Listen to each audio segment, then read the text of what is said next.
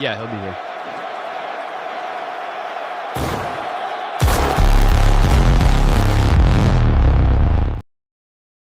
Oh, what a weekend of professional wrestling we had. Welcome to your new wrestling obsession. This is the premier YouTube wrestling show. This, of course, is Off the Mat. I am your host, Matt, and also with me, I've got the dirtiest man in the game, the guy who keeps his ears closer to the dirt sheets than anybody ever has. It's Dirty Dom Tober. Dom. What's going on, Mr. Matt? We got so much professional wrestling to cover for you guys this week. We're going to talk about Triple H addressing criticisms and the backfire of, is Trips a hypocrite? Is he a hypocrite? We got a big tournament announced. Tournament? You even won a tournament announced for Roman Reigns' next challenger. Kairi Sane finally breaking her silence. Nikki Bella update. And MJF. That's right, MJF of AEW taking shots at our tribal chief. OTC. One's in the air. MJF? What? We got all that, the dirt sheets, so much more tonight on this episode of Off the Mat. But first, we're going to kick things off by going over the results of our SummerSlam predictions. And we'll see, can Dom's reign as the undisputed IWC Off the Mat predictions champion continue, or will we see a new champion crowned this evening? I think I was robbed. There was a couple of robbing moments in SummerSlam. I think I was robbed. I don't think so. I will be honest, like, this is Sticks results. I've got what I wrote down here to keep Sticks honest. No. I'm not talking about you guys. I'm talking about the event itself. I got the results here to keep Sticks honest. I think I was robbed with the result itself. They said, keep the man down. That's what they said. They specifically said, keep Dom down, huh? Keep Dom down, man. That's it. Keep the dirtiest one in the game down. Exactly. All right. Our Saturday card, we're kicking off with Liv Morgan versus Io Sky. Pretty self-explanatory. We all took Liv Morgan. I don't think any of us actually saw Io Sky coming away with a victory here. This was Liv Morgan's across the board in what was pretty much a copy, cut, and paste match of what we saw at King of the Ring or in Saudi Arabia at Night of Champions. Not a whole lot of difference here, except this time you got the. It wasn't a bad match, Look, you got to take some of these matches for what they're worth. We've seen some really shitty matches, and we've seen some really great matches.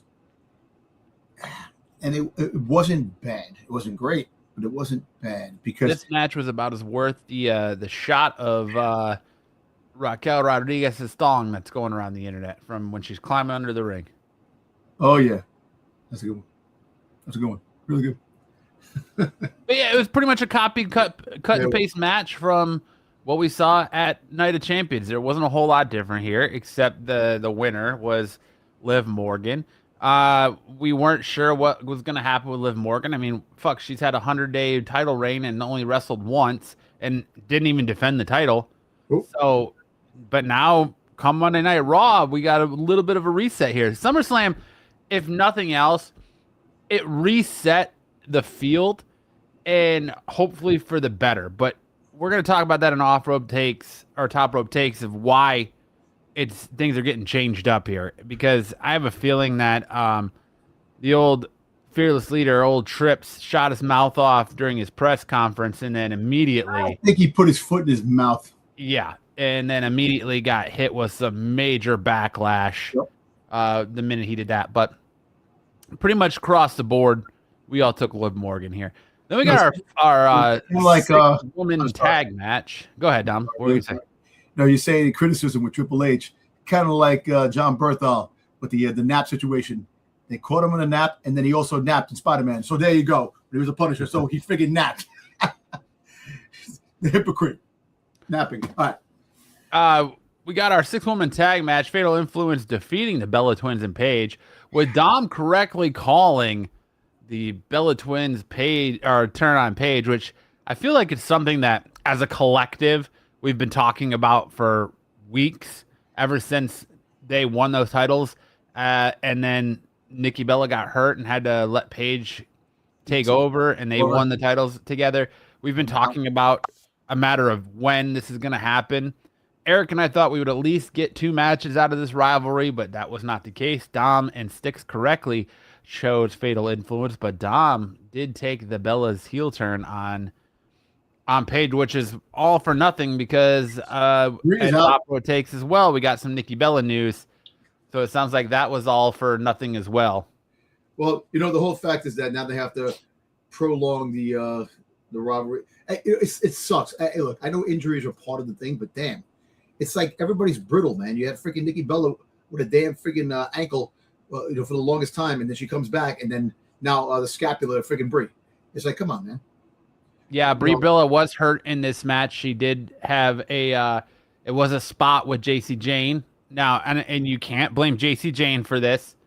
You can't say she's unsafe or anything like that, but it was a spot with JC Jane where JC Jane had her up against the steel steps, and she kind of did a Kevin Owens style cannonball into Brie Bella, and that did injure her shoulder. Brie Bella was sent to the hospital, so much so that the broken scapula.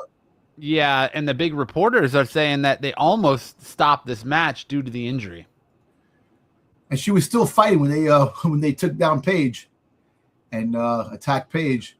Nikki's kind of the one that did all the attacking. Nikki did, but Brie just had a couple of swings and held her shoulder. But it does. Unfortunately, like we've been talking about, WWE has had to pivot away from storylines.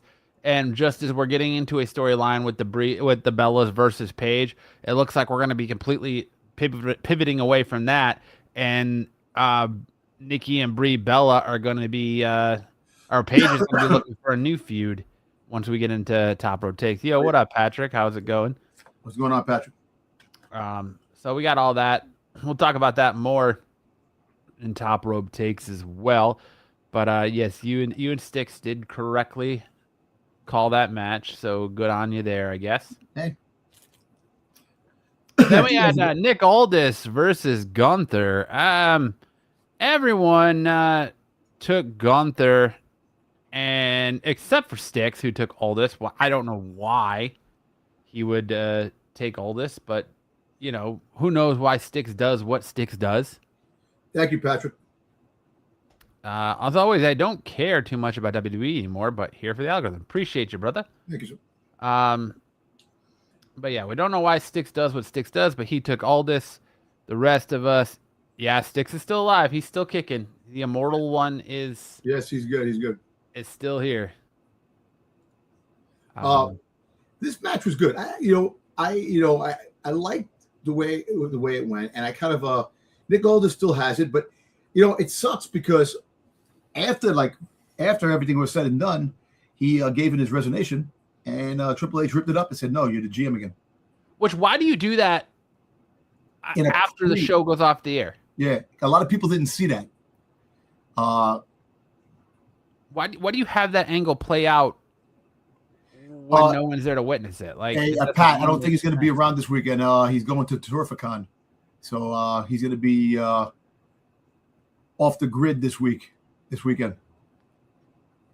I think he might still be on the qualify tomorrow night. Yeah, sure. I think he's going outside to maybe we'll see.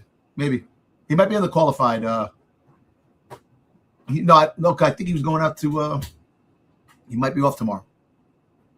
Maybe. So, anyway.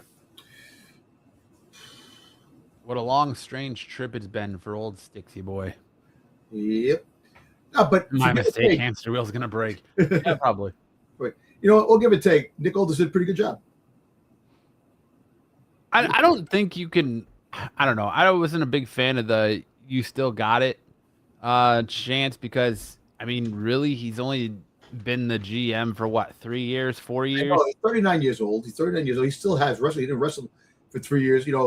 Was the reason why he didn't wrestle? Was it because of he was nagging injuries, or he just went right straight into the GM role? That's what they signed him for. They didn't want to sign him. Meanwhile, he was a great wrestler in the TNA, and what he fought in the Indies against Cody and stuff like that. Right, the Indies, right? He fought in the Indies, right? He was in NWA. NWA. Yeah, and I'm just saying that he did a pretty good job. I would have liked to see him go a little further as a wrestler and drop the mantle as GM, but I'm not the TKO. I'm not the big boys there, but you know, I don't know. Do you think you'll see him wrestle again? Absolutely, absolutely, we will. Definitely, right? Yeah. Do you think he'll get a championship shot? Absolutely. No, I don't think he'll. I don't think he'll get like a mid card or something like that. Mm. If he wasn't going to be back in the GM role, I would have said yes. But the minute they reinstated him as GM, I think it's going to be one-off matches if it calls for it, like maybe against Drew McIntyre. I feel like what they were trying to build with Drew McIntyre and Nick Aldis, they kind of gave to Gunther. And I think McIntyre decided to go do movies. He finished filming, so you could have a return of McIntyre in the near future. That's if he doesn't go, oh, I'm gonna do more movies like he just did last time after Highlander. He was like, I want to keep doing movies, so I think I'm gonna try and keep searching out more roles. Well, I don't know. Maybe he did that. He'll come back just for like back for the Survivor Series type of stuff. But we'll definitely see what I thought. But give or take, I thought this match was good. You know, I thought it was a decent match. You know, Gunther freaking played it off good. You know, he definitely helped. You know, he made Nick look good. You know, and vice versa. So I did like the end when his kid came out and Mickey Jane came out, and you know he was there. He had his moment. You know, which maybe WrestleMania. We'll see him fight in WrestleMania. Maybe he'll fight McIntyre at WrestleMania.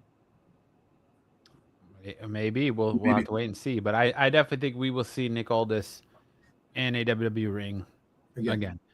And then we had the Bloodline defeated by Solo Sikoa, Royce Keys, and LA Knight. We all took the Bloodline in this one. Nobody saw LA Knight. I mean, understandably so.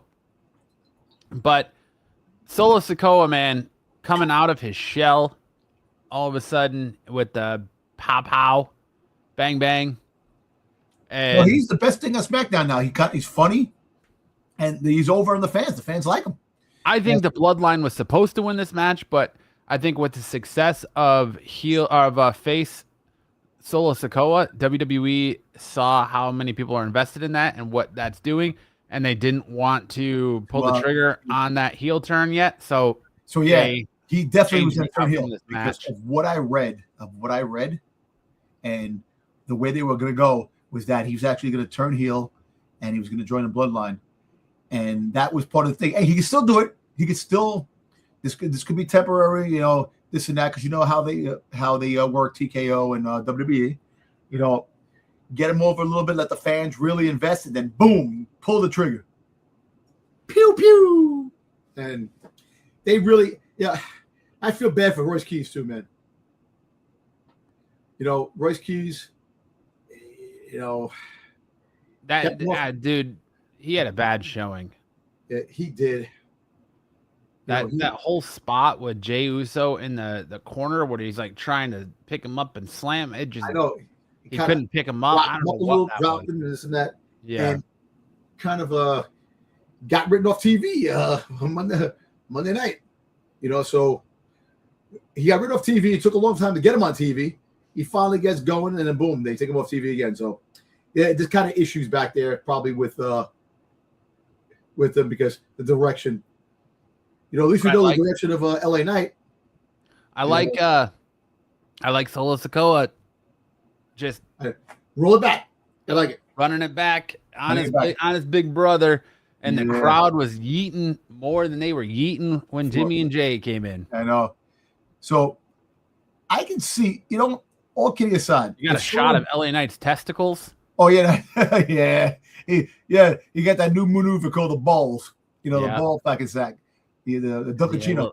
He had a little bit of frog eye going where his testicles slipped out of his trunks. Yo, LA Knight's eyes are like Big Cass. When Big Cass came back, those freaking bulging eyes out of the freaking hit the head. You know, but I can see Solo and LA Knight winning the tag team champions down the road if they don't friggin' turn him heel. But hey, they have a perfect tag. Solo Knights. Solo Knight. Perfect tag team. Or Knight Solo. I don't know about Knight Solo. Solo Knights is Solo Knights. Being by yourself in the corner. That's a hard tag team right there. Yeah, that would be. Then we had CM Punk defeating Cody Rhodes for the undisputed WWE Championship. I think we all took CM Punk. We all saw where this was going. What did you think about this match? Dude,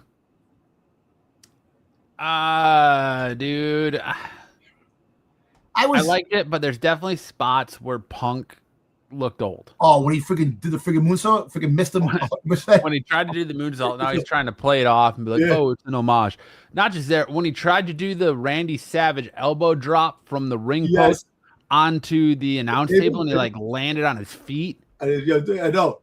That was funny. That was crazy. And then when he pooped himself. Yeah, I don't know when he came out of the I don't know if it was sweat. I mean, there was nowhere else on him that was sweaty. I know. But he just had this unfortunate shot right in the butthole. Like, it was right at the butthole where it looks like maybe when he was walking out, he gambled on a fart and lost because it was noticeable. It was big. There was nothing, it wasn't anywhere else. And he's had issues in the past where he's pooped himself in the ring. Listen, so there's times you get that you think it's a fart and it's a Hershey squirt. So you know what? He played it off. But all kidding aside, I thought this match was okay. So I got something in the dirt sheets about this later, unless you put it in something. If you put it in something later, but I got something about this this match, but Randy Orton returns. Yes, this match did produce our first surprise of SummerSlam, which was the return of Randy Orton, who hit Cody Rhodes with an RKO, gave a wink to the camera, and away he went. And how about the crowd going crazy when he came out? So the crowd, even though you're playing the heel, still the crowd is like cheering heels. They're freaking cheering the heroes, and they're just cheering because they want good stuff, man. And you know what? But how much of it too is the product of the fan saying, you don't want to listen to us and you want to sit here and shit on us every step of the way. Why should we root for who you want us to root for? Why shouldn't we just root for whoever we want? No, you're definitely right. You're right. The fans probably feel a certain type of way, a kind of way because of all the backlash. And look, you got to understand, us as fans, we like the drama, we like the story, we like the action. Back in the day, back in the 80s, I don't think fans were critical to the same aspect that are critical now. You get a good match, you fight, freaking goddamn George the Animal Steel, freaking goddamn Roddy Piper, Hulk Hogan, freaking goddamn Ricky the Dragon Steamboat. You get these guys coming out and fighting these matches, and I don't think fans were that critical to a point where, boom, oh, this match sucked. The storyline sucks, because basically the 80s did have a story, but not like the 90s of the Attitude Era. The 90s produced the ultimate stories that actually propelled and made WWE put them on the map of a must-watch Monday Night Raw. The Monday Night Wars, because of the storyline and what was going on. The 80s really didn't have stories. Yes, you had your bad guys versus your good guys. You had freaking goddamn Piper's Pit, where you hit freaking goddamn Superfly Jimmy Snuka in the head with a coconut. I love that. You got freaking Hulk Hogan coming out and not making like after his success in Rocky 2 and Thunder Lips, then becoming that's where Hulkamania began, man. You really think about that, put Hulk on the map. So let me tell you something, Mean Gene. People are more critical over the stuff now because the angles, and people want to get away and see good stuff. It's like cinema. They want to see cinema type of story in wrestling. And I understand it's a business and it's a money-making business, and people want to find the cheap way out. But, dude, there was no cheap way out back in the 90s, man. You had good people in the back writing these stories and making these stories freaking click. And Cinema, exactly. But back to this. Is it the end of the rivalry between CM Punk and Cody Rhodes? No. Now, but I did like Monday night, Trick Williams coming out to CM Punk and telling CM Punk, down the road, this and that, kind of opened up the door for CM Punk versus Trick Williams down the road. Because there's a lot of rumors now that Trick is done with the U.S. title and going to move on to bigger, better things. But he's still going to have a fight with Barry Corbin. But he ain't ready. He ain't ready for the main event scene. Not yet. But making that comment opened the doors for a feud down the road. But anyway, this should be this was an okay match. Was it main event worthy? Yes or no. I'll be very honest with that. It was better than the main event that we got. I know, and that's the thing, and that's the problem. So there's a lot of heat with that. Dirty Dom Sheets. Got something to talk about this later, but anyway. Let's go to the next one. Next up is the main event, which saw Hell in a Cell, Brock Lesnar versus Obafemi, with the ruler going over Brock Lesnar and effectively retiring Brock Lesnar at SummerSlam. We all know Oba was going to win this match. There was no question about this. But this match didn't need to be a Hell in a Cell. Nope. There was nothing Hell in a Cell worthy about this. There was no blood. There was no blood. There was no carnage. There was no. Nope. They didn't really use the cell in any way, shape, or form. They gave, everybody in this match, all these matches had 8 to 12 minutes, if that. Yeah. They gave Punk and Cody 30 minutes, and this one didn't feel very long at all. The most brutal you got was Brock ripping up the canvas, showing the plywood, removing the foam, showing the plywood. And this is where this match becomes a problem to me, because you want me to believe that Obafemi, as big and bad as you're building Obafemi, you want me to believe that Obafemi is going to kick out after a tombstone, a move that effectively for 18 years defeated everybody that came across it. Nobody kicked out of this. So you're telling me that Obafemi is going to kick out of a tombstone on plywood, but Brock Lesnar is not kicking out of a fall from grace on a botched spot, because everyone's saying Brock Lesnar is supposed to take that fall from grace on the plywood. That's why he was wearing shoulder pads, something he's never worn or rarely ever wears. He knew that he had to take that spot. He looks, you see after he gets hit and he counts 1, 2, 3, he looks back to see where he landed and to see that he was not near the wood like he was supposed to be. It just was not a good spot. It was not a good match. There should have been more to this match. It should have been more brutality. There should have been more heart. They should have at least, the staple, as cliche as it is, the staple of a Hell in a Cell match is at least fighting on top of this fucking thing, right? Yep. You had him climb up there and fight on top of the cell. You could have had one of them get thrown through the side of the cell. Really sell. These are two behemoths of men locked in, two gladiators of their generations. Yep. Locked in battle. But instead, you have Brock Lesnar go out with a whimper and then turn around and grab a mic and endorse Obafemi.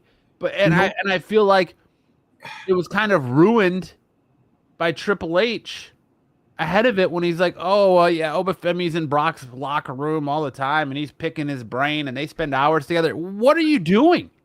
Yeah.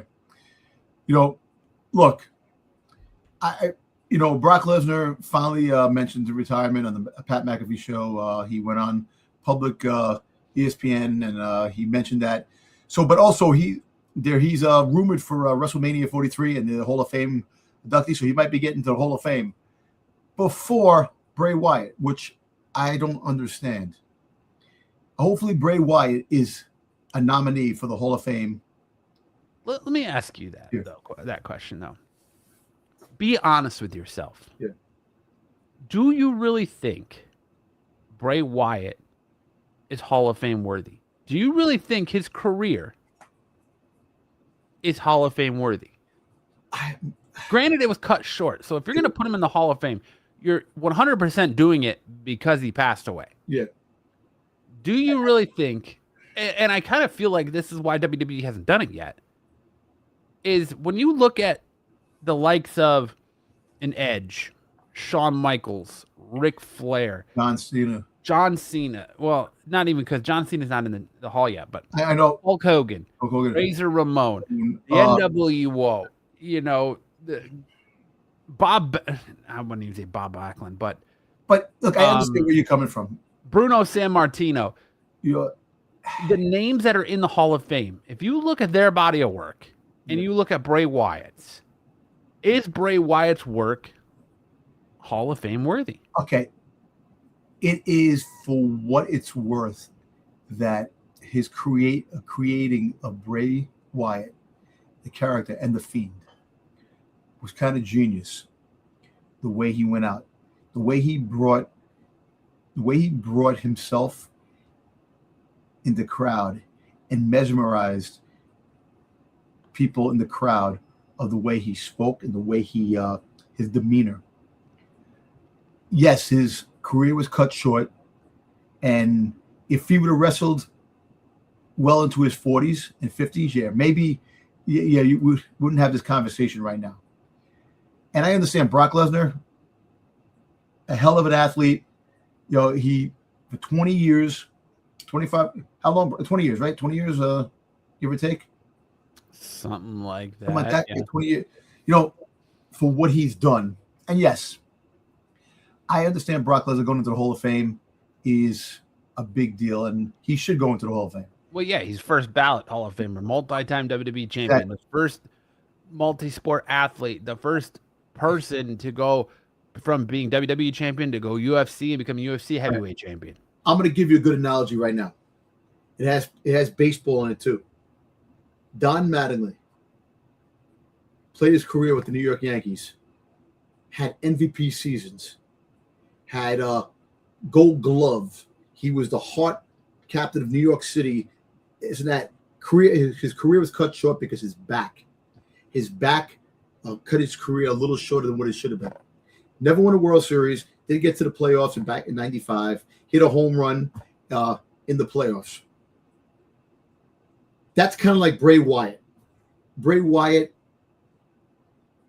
came out, did all these things, all these tribute, all these different these characters, and making the name Bray Wyatt, making the name The Fiend, and doing all these things that really caught the attention of the fandom and the fans and everybody around the world, the way he brought himself out.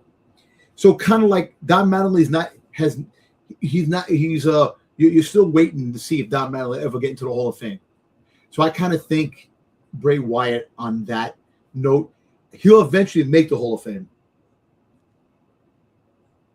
And like I said, it sucks. His career was cut short, and he definitely didn't have time to really manifest who he was as the character. But for that little time, he did a fantastic friggin' job. It's awesome. But so him and Mattingly on that same page to a point where who gets to the Hall of Fame first? Yeah, I know wrestling is fake, baseball, but it is kind of fits the bill of what is a Hall of Famer and what you contribute brings you those steps to becoming a Hall of Famer. So, like I said, Bray Wyatt will probably eventually make it, due to the fact of he passed, but it could be a while before they pull that trigger. And it does suck, but Brock Lesnar had that hell of a career. He was a champion, multiple champion. His little time coming out, crowd goes crazy. Always had a pop every time he came out. You know, he did what he had to do. He gave what the WWE wanted from him. So, all right, you know, he'll go to the Hall of Fame in WrestleMania 43 that weekend. And, you know, I'm fine with that because he deserves it. But I'm still going to wait for when Bray Wyatt becomes a WWE Hall of Famer. And I'm not saying, just to clarify, that he doesn't belong in the Hall of Fame. I was just I know asking the question, but also it's to the point where I think he belongs in the Hall of Fame and he should be in there one day, but I don't think there needs to be any kind of rush to induct him because granted, championships don't dictate whether or not you have a Hall of Fame career. Just look at Dan Marino, the famed quarterback for the Miami Dolphins. He never won a Super Bowl. Cool. Championships don't dictate that, and you can't take away what Bray did for the business. But you got to remember, he was in there. He was doing great stuff with the Wyatt family. They did release him, and they did bring him back. So based on all of that, it's not like he's really – I feel like because he passed away, he gets a lot of leeway. And he did do good gimmicks, the Wyatt family – the Fiend, but like the gimmick doesn't work without Bray. That's why we saw the Wyatt 6 fail. Yep. I believe he belongs in the Hall of Fame, but I don't believe there needs to be a rush. Yeah. I believe names like, if for as controversial as it is, I believe that Chyna belongs in the Hall of Fame on her own merit before Bray Wyatt. I feel like there's other people that belong in the Hall of Fame before him, which glad Eric joins the conversation right now. Eric, what's your thoughts? I asked Dom, and I'll ask you. Mm-hmm. Bray Wyatt, do you feel that based on his career right now, he belongs in the WWE Hall of Fame? I wish he did more to kind of solidify that, but I think he did enough to barely make it because he had a lot of creativity in his matches. That's kind of what I said. He's got that creativity, but he did get, like I said, got released, brought back. He never did a lot. I feel like he belongs, but it's not. He really didn't get a chance to do what he was capable of doing. I feel like that's why that belong before him. And Eric, I was saying I put Don Mattingly like in the Hall of Fame. Does Don Mattingly deserve to be in the Hall of Fame? I think he does, but because his career was cut short with his back, he put up the numbers, but he never went to the playoffs. He went to the playoffs one time, hit the homer, but never went to the World Series. And he put up good numbers until his back really played a part. So I kind of think like Bray Wyatt is like Don Mattingly. Even Don Mattingly's still alive, but the fact is that Bray Wyatt was cut short, but what he did in that little bit of time solidified him as one of the greats. And he did win a couple championships too.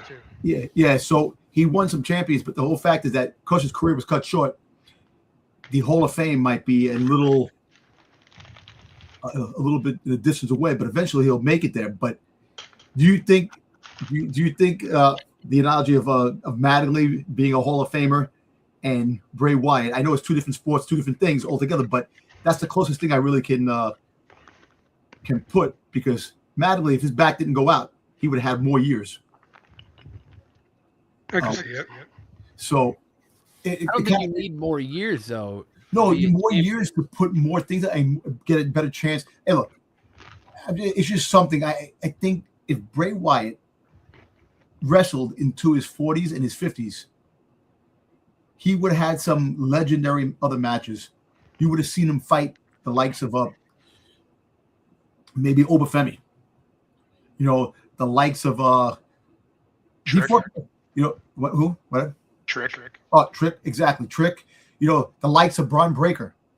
Stuff like that. You can say that, but we don't know with his condition if we were ever going to see him wrestle. I know, but I'm just saying. But the fact is that these are matches you could have thought of that could have happened if he stayed, if he was alive. And he was only 36 or 38. Was he 36 or 38 when he passed away? He was in his 30s, his late 30s. So he still had another 10 plus years of wrestling in his career if he was healthy enough and if it wasn't dire straits or what happened. Yeah, he died at age 36. 36. You see, 36 years old is just young. 36 years old, you're getting into your prime. You're in your prime in wrestling and stuff like that. So you would have seen the likes of some matches, and it would have been a fun ride to see him wrestle. Come on, he fought LA Knight. He had the when LA Knight before LA Knight became big. That was like the last big thing he did. Yeah. So, but yeah, Brock Lesnar is definitely going to go in the Hall of Fame. He is definitely going in the Hall of Fame when WrestleMania 43 rolls around for what he did, what he accomplished with, with his years in wrestling and what he's done for the franchise. So, like I said, I think Bray Wyatt belongs in the Hall of Fame, but I think that there are other names that still are not inducted that have done more and accomplished more that should be in there before Bray Wyatt. You got Stephanie McMahon. Stephanie McMahon was put in the Hall of Fame.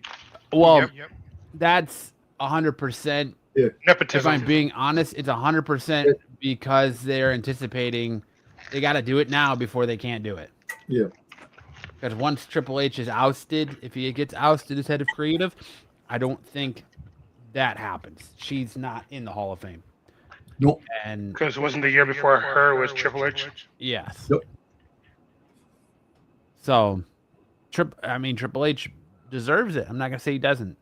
I think Bray Wyatt deserves it as well, but there are others that go in before him. I don't think WWE has to be in any rush to induct him. Yep.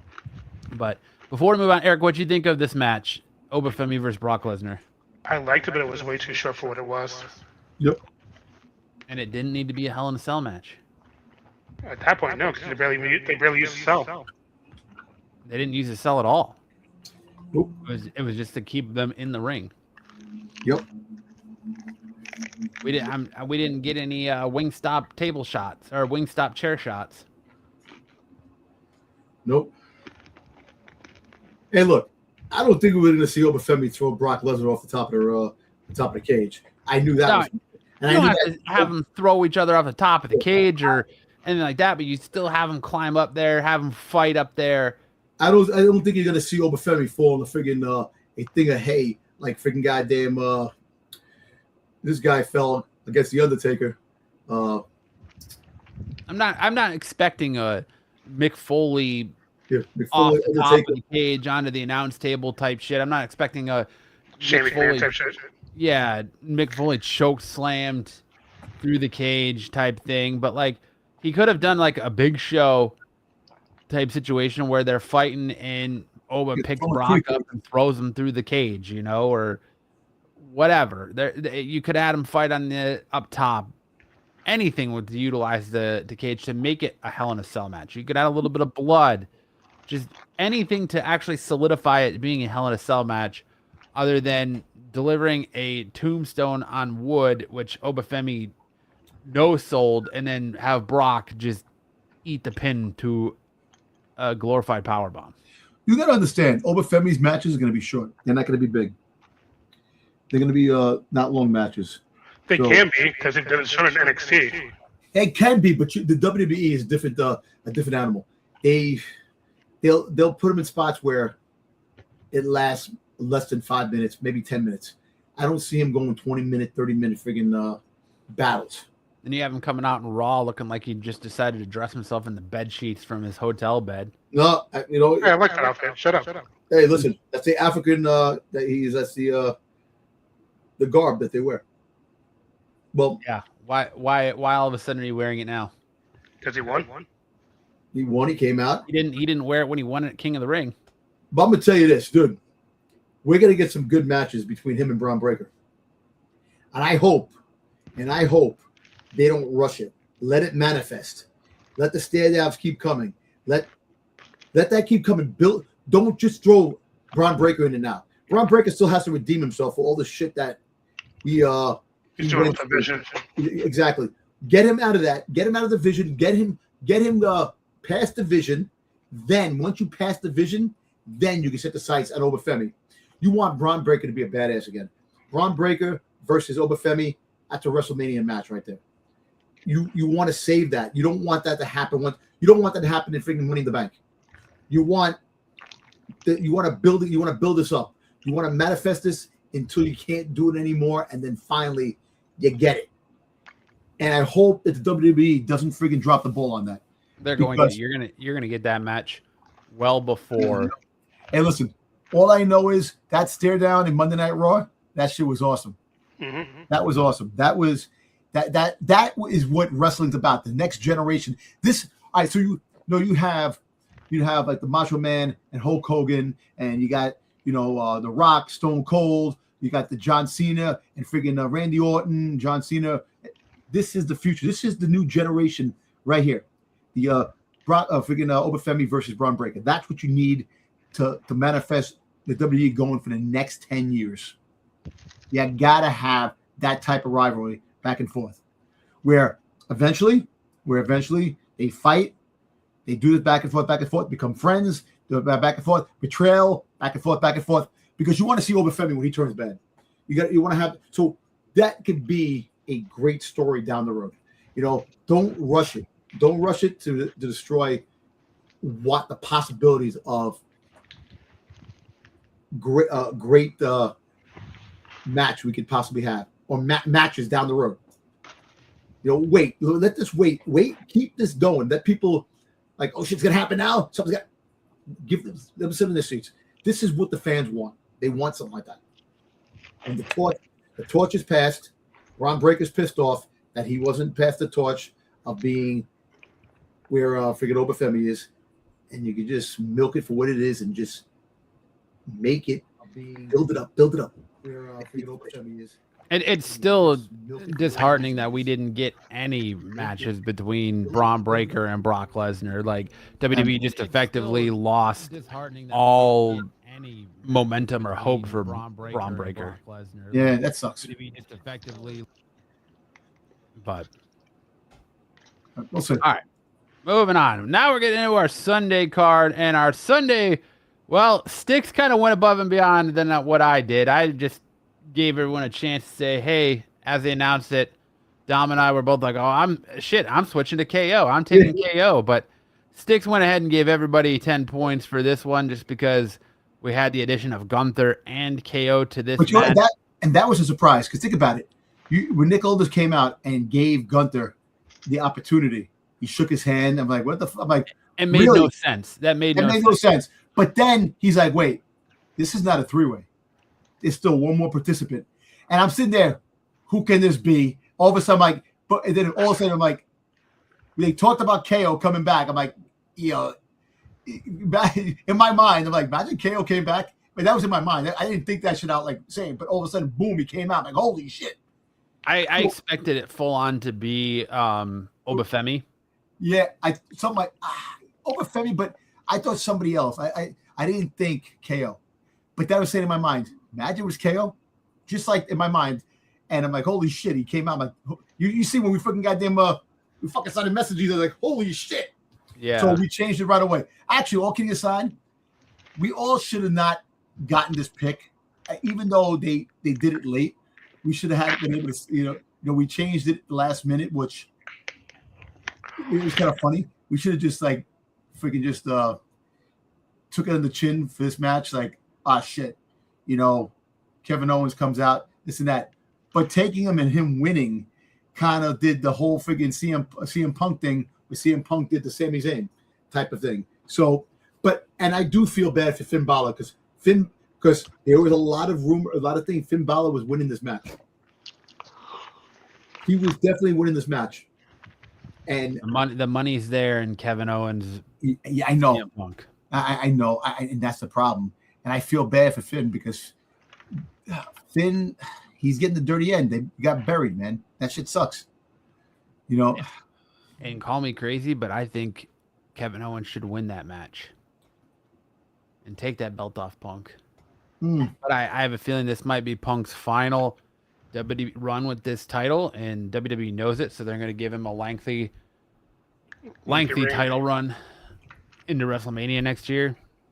But Kevin Owens, to his credit, man, he came out there and he said, spinal fusion surgery. Yeah, hold my beer. Let me just do a moonsault real quick. Dude, let me cannonball moonsault to everybody. I'm like, what the hell? And then he freaking did the jump. He did the freaking the jump off the freaking top of the rope. I'm like, yo, dude. I'm like, damn. I'm telling you, the magic of medicine and science, man. They can freaking goddamn fix anything quick. Kevin Owens said, "Yo, fuck this neck." Yeah. He goes, I don't need a neck. I have another one. Don't worry about it. Yeah, put those rods in my neck. Don't give me. I don't care. I love this. This job. Who cares if I can't turn my head to the left or the right? I can just do move some moonsaults here. I just need to look forward. That's it. Yeah. Throw some cannonballs. But he was good in the match too. He did a good job.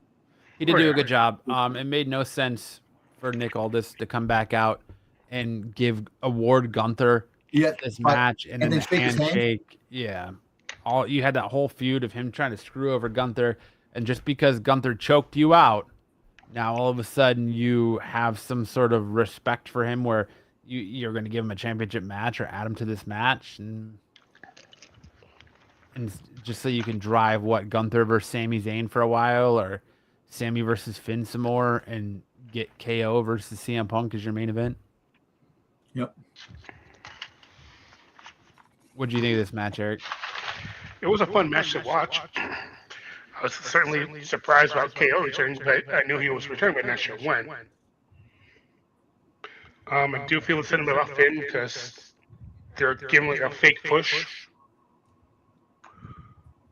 But I think it was, personally, with all four, I think it was way too short for what they could showcase. Like I said, most of these matches were 10 to 12 minutes, with your two championship matches being 30 minutes plus. Because I think Roman Reigns, Seth Rollins was 33 minutes, and that's not even including the 12-minute of entrances of Oro farming the entrances. True. But I enjoyed the match what it was. Yeah. Up next, we had Trick Williams versus Baron Corbin, the match that Eric conveniently talked me into switching my picks to Baron Corbin. Bastards, man. Bastards. This is where I got screwed. Bastards. How are you screwed, sir? I got screwed because the fact is that I'm surprised they took it off Trick Williams out of that fast. Especially after they just gave him a custom title. Yeah, and that's what I'm trying to say. That was kind of, I don't know, man. It's the same thing with Cody Rhodes. He's a better chaser than champion. Yeah, but having him lose like that, I don't know, man. You know what? It is what it is. It's Corbin. He's always going to cheat. Little Yachty. I think Little Yachty fucked this match up. I think Little Yachty was the reason. Because Little Yachty actually is becoming a wrestler. That's why he's doing that. And I think Little Yachty's going to turn on Trick. I'll tell you, I think a lot of what we got for night 2 was a direct reflection of what Triple H said after the night 1 press event, which we're going to cover in the Top Rope Takes. Yep. And it's a direct reflect of the criticism he got from what he said at that presser. But all in all, it was an all right match. I'm not the biggest Baron Corbin fan. This match did nothing to make me remotely continue to care about Baron Corbin. All it made me do was hope that they have Carmelo Hayes or Ilya Dragunov take that championship off him ASAP. Yeah, I got something with Carmelo Hayes, man, too, in the Dirty Dumb sheet. So I got some. So we'll see. But up next, we had the ladder match for the vacate or interim, which is now Chelsea Green, baby. which is now no longer interim, I guess. Yep. Well, Rhea Ripley had knee surgery. She came out today and showed that she had surgery on that meniscus tear. She will be out for a few months. She's going to be out at least probably 6 months. She might miss Survivor Series. So she's going to miss Survivor Series. Yeah. We won't see her probably again until Royal Rumble. Do you think that she wins the Royal Rumble now? She doesn't have to. I think they're going to do, if they're going to keep Chelsea interim women's champion, and they wanted to do Chelsea Green versus Rhea Ripley at Money in the Bank. And now I think if they're going to listen, if we're being honest, what a slap in the fucking face to the likes of Seth Rollins. What a slap in the fucking face to the likes of Finn Balor. What a slap in the fucking faces to a lot of these other wrestlers that have had to vacate titles due to injury. Because if you're going to let Rhea Ripley sit on the sidelines for up to 6 months, whatever this meniscus tear recovery is after this surgery, and still allow her to hold that championship, if you just don't turn around and say on SmackDown that Chelsea Green is the women's world, there's no interim added to it. If they don't stop calling it interim and just call her the WWE Women's World Champion, and then you give Rhea Ripley that first shot at her when she comes back, that's a disservice to everyone else who was forced to drop the title and couldn't be hold on to it to be called interim after that. Like, I like Rhea. I get she's a huge draw and she's a huge merch seller, but what is it about Rhea over the likes of a Seth Rollins, over the likes of, Cody or Punk or anybody else that has had to drop titles due to injury? Yeah, I feel bad for Balor because he freaking goddamn lost it. He won and lost it, had it vacated because of his injury, and never had another opportunity, to hold the championship belt again. Like Naomi. Naomi went through all that shit, won Money in the Bank, cashed in, find out she's pregnant, and she has to drop the title. And now she never technically lost that title. Nope. Does she get first shots when she comes Seth back? Rollins never lost his title either. So should Liv Morgan be the interim women's world heavyweight champion? Think about it. Well, Stephanie Vaquer would have been the interim, and then she gave it up to. Well, I'm just saying Liv now because she's the one holding the title. Yeah. So does that take away Liv Morgan's claim of she's the best women's world champion of all time? And that's what I'm saying. I think you have to let Chelsea Green just be the women's WWE champion. And this right here, I'm willing to bet money that Charlotte Flair was the original pick to win this. And then when Triple H made his comments at the presser and he got all that backlash for him because he was kind of a dunce and an oxymoron with what he said, that's when they decided to pivot to Chelsea Green.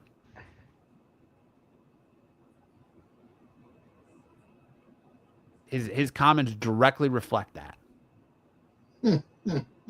Because Jade doesn't deserve that title. Lash Legend doesn't deserve that title. Charlotte, nobody wants to see Tiffany. Tiffany's already annoying enough with the United States Championship. Chelsea Green. With that either. Yeah, Chelsea Green. Give me Chelsea Green versus Julia. Have different people again. Well, yeah, she did, but I don't know. But I don't want to see Jay Cargill. I guarantee you're gonna get Jay Cargill fighting her. You're gonna get freaking goddamn other people coming back to fight her, and it's like Chelsea Green have a fight.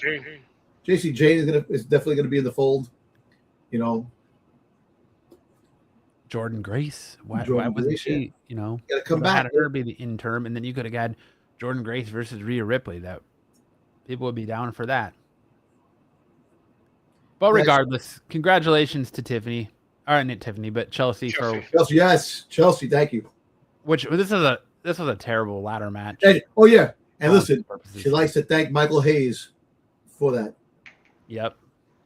And I like how she didn't do anything but hang on the ladder the entire match and then just opportunistic and showed up and won. Good for her. Now if her husband could only get the same kind of push. Yeah, exactly. He's stuck with Danhausen. Oh my God. And then we had the worst match on SummerSlam.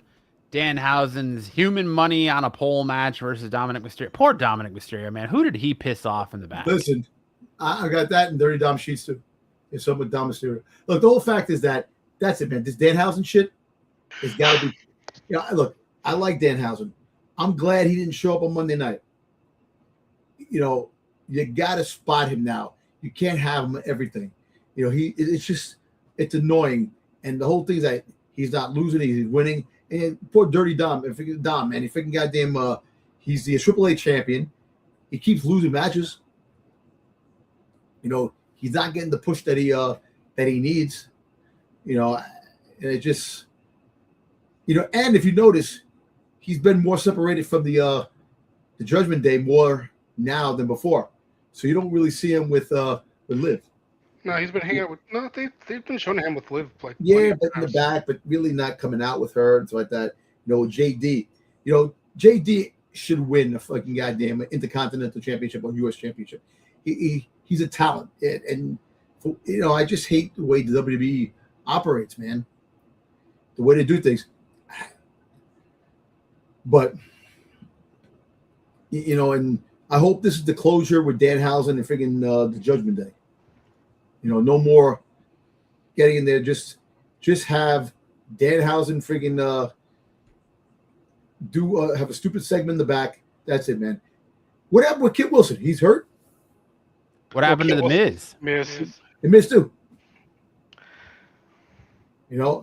So is it? I mean, we didn't. And correct me if I'm wrong. Monday night, we did not get a Danhausen segment. No, we didn't. You might get a Danhausen tomorrow.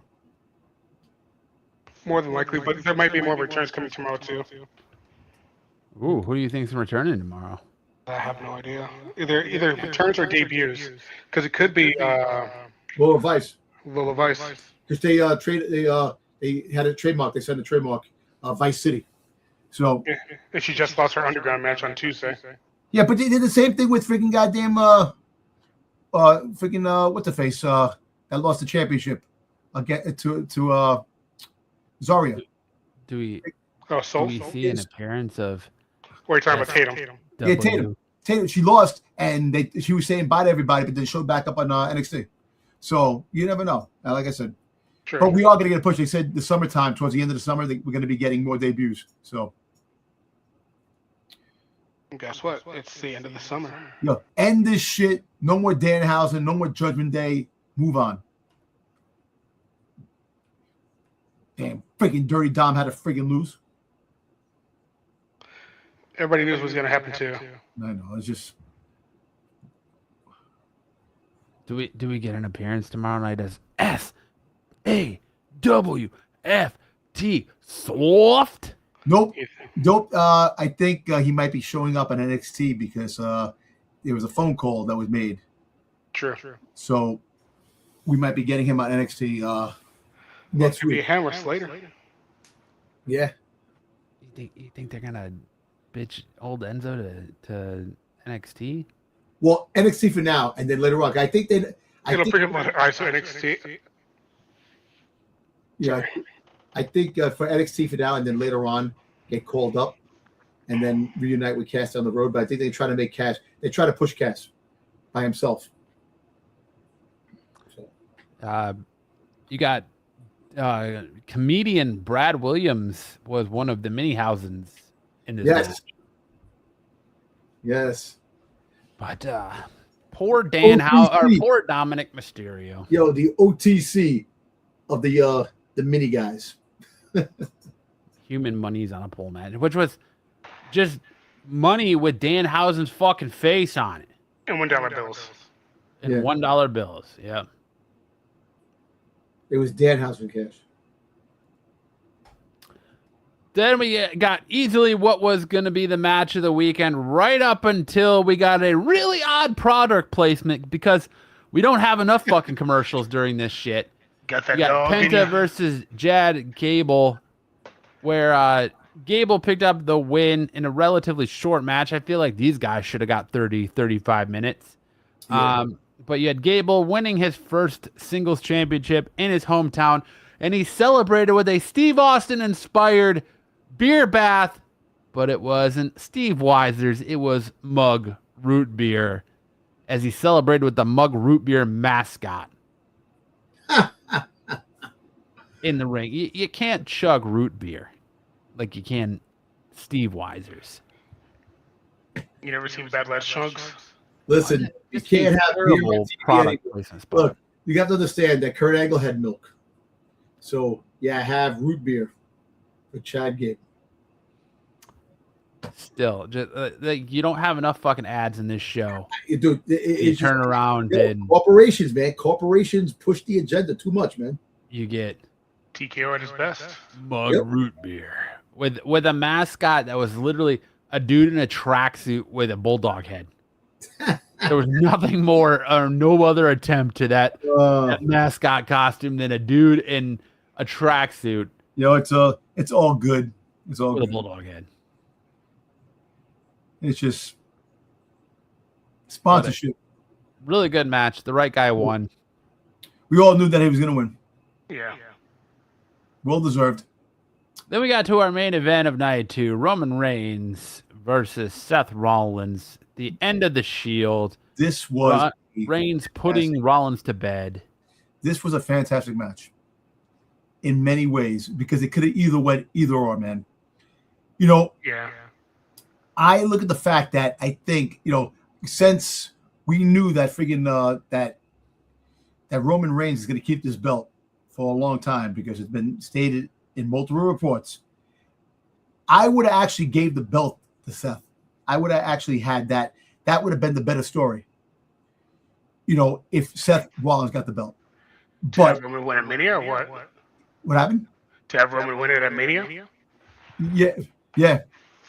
You know, so basically, this was a great match. I think this was the one of the best matches in the whole SummerSlam.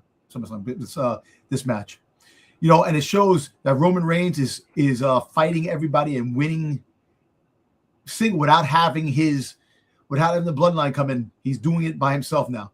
All the champions that he won before when he was OTC in the first carnation of the bloodline, he had his family always helping him. Now he's doing it without it. And I would like to see him fight Kevin Owens again. Because when Kevin Owens fought him, Kevin Owens got his freaking handcuffed to the goddamn thing, and he lost. Yeah. So, Which, if you need any more proof that WWE pays people to watch these shows, who said that? Who pitched that storyline months ago? And I said I would have Roman Reigns lose and then have him go on this whole thing about doing things himself. Yeah. You took part of it. yeah. So, hey, look, but this was the main event of this match topped friggin' CM Punk Cody match, topped the Obafemi match. This was the best. You know what? I think this was the best match in the entire SummerSlam. Yeah. And at the end, after he lost, they gave the pound for one last time with the mask in the middle for Dean Ambrose. Yep. And I thought that was really cool. If you look how they're placed, they make an M for Moxley. Yep. And that was pretty cool. I like that. And now there's a rumor saying that mask might play a big part in the bloodline moving forward. They might start wearing that mask. So there could be kind of funny with certain things, but yes, he shook off the demons that haunted him for the longest time. He beat Seth. Now, where does Seth Rollins go? Because this is my thing. Home. Yeah. I think Seth Rollins, because Seth Rollins has been talking about retiring. You know, he don't want to retire too late. He wants to become a sportscaster. You know, so I think he has a job already placed in ESPN. Yeah, because he's been talking with Rich Eisen for quite a few times. Yeah, so And he does a lot of stuff with Good Morning Football. yeah, And a lot of He's stuff a with huge Bear ESPN. But I chalk that up to the whole WWE being part of ESPN now business. But that is a good question. Where does Seth go from here? Yeah. Somebody's got to watch again while Becky's out. Yeah, because I mean, you really time didn't off get because you had Raw in Iowa, and Seth wasn't even on the show. Exactly, he was supposed to be on there with a segment. He didn't show up, so I actually think that he might be taking some time off. He's probably going to come out for Survivor Series. I think because apparently there's rumors floating around, and this is a little indication of the Dirty Dom sheets that Seth Rollins might team with Roman Reigns in War Games. So there might be now they're saying that there could be something else going on in War Games. You might see Seth Rollins part of that, because I think LA Knight's taking shots at Seth Rollins too, because there's a whole bloodline thing. I mean, the whole bloodline thing, the whole Shield thing and stuff like that, which, by the way, freaking goddamn LA Knight is hysterical, man. When he did the freaking goddamn Hounds of Hell freaking the broadcast on the thing, you guys suck. When he was saying that Breaker, this, that, and going on, and I thought it was cool. But Seth Rollins, I think he takes time off. He comes back Survivor Series, and then you can start that Monday night after Survivor Series. Maybe start something else. And I don't think he's getting the champion I think the championship is going to not be in his possession for a very long time, and I think that might have been his last run with the championship. For now. For Seth, for now, and for probably the foreseeable future, probably when his time is coming up, they'll probably have one last run for the championship and give it to him before he retires. Because I actually think that he's looking to retire. His contract ends 2027. Is he looking to retire, or do you move him to SmackDown and have him feud with the likes of Gunther or Kevin Owens or Randy Orton? Or I feel like there's good feuds, the return of him and CM Punk. There's good feuds for him over on SmackDown to where he's kind of already faced down all the demons that are on Monday Night Raw. Trick Williams, Carmelo, there's more there. Finn Balor, another Finn Balor match.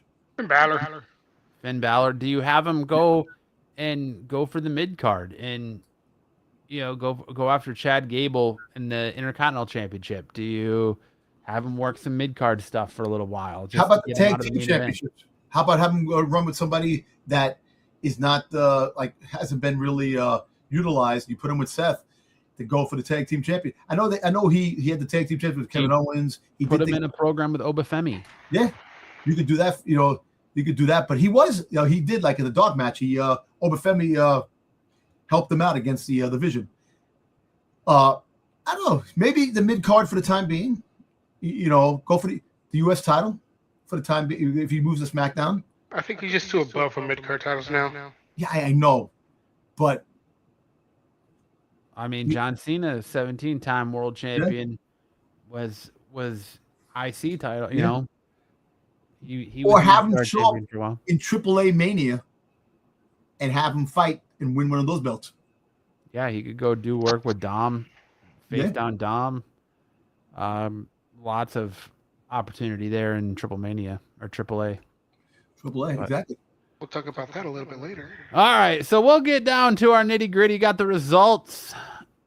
I was 90 points. Dom with that cool 100 got a little assist with the Kevin Owens extra 10 points plus calling the heel turn on Paige.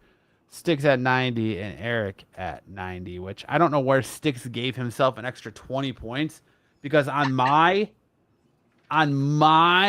sheet, exactly your sheet. You see, start the math. On my sheet, Sticks, for night 1, Dom got 50, I got 40, Eric got 40, you got 40. Night 2, Dom got 40, I got 50, Eric got 40, and you had 30. So I don't know where you're giving yourself an extra 10 points because even on your own graph here, the only slide that shows an extra 10 points awarded was to Dom for correctly calling the Bella's heel turn on Paige. So I don't know where you're giving yourself an extra 10 points, and you're conveniently not in the chat tonight. Exactly. So I would like to know where you're giving yourself a extra 10 points to make Oh it yeah, look like Steiner math, man. you're even on the same page Yeah, as. Can I interject real quick? What's that? I was never talked about the whole Kevin Owens thing when it was just you and Matt. Or sorry, Dom and Matt. Yeah, right, and that's why everyone just got 10 points for that. Okay. Yeah, everyone just got 10 points for that. But so there, that would, by my math, Sticks, if you want to do that, that would give Eric 50 and you 40. So there's an extra 10 points for you there. But where are you getting 20 points, Sticks? Where are you giving yourself 20 points? Like, I damn, don't know Sticks. where you're coming from, Sticks. Giving yourself all these extra. Because remember, you called Nick Aldis. You were the only one that said Nick Aldis was going to win. You foo-fooed there. You said Sammy. Well, you gave everybody 10 points for that, so that's fine. We'll look past that. That's a wash. You said Dominic Mysterio was winning the Human Money's on a Pole match. So you're already wrong twice right there. So yeah, I don't know where you're giving yourself that extra 10 points. Did you get the extra 20 points, extra 10 points because of freaking Chelsea Green win?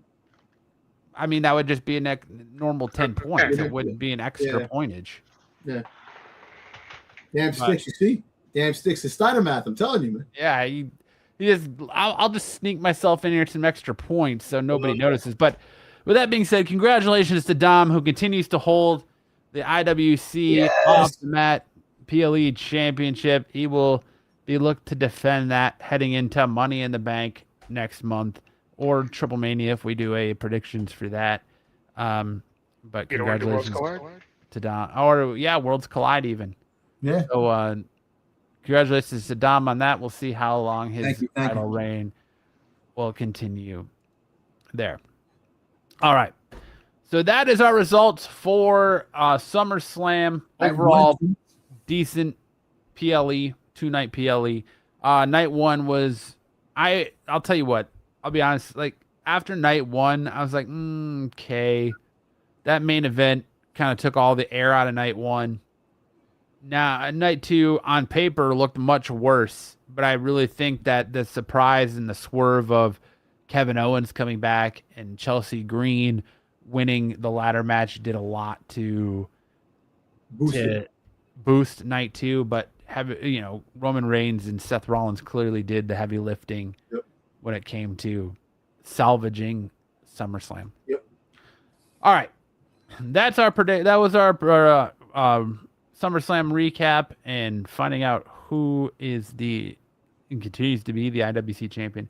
Now we're going to move into our top row takes. If this is your first time checking us out, our top row takes is where we take 2 minutes-ish on the clock. Dom likes to talk, so a lot of times and dominate the conversation. So a lot of times it goes over 2 minutes, but it's where we take the top 5 biggest news stories in professional wrestling. We put 2 minutes on the clock and we give our thoughts on them.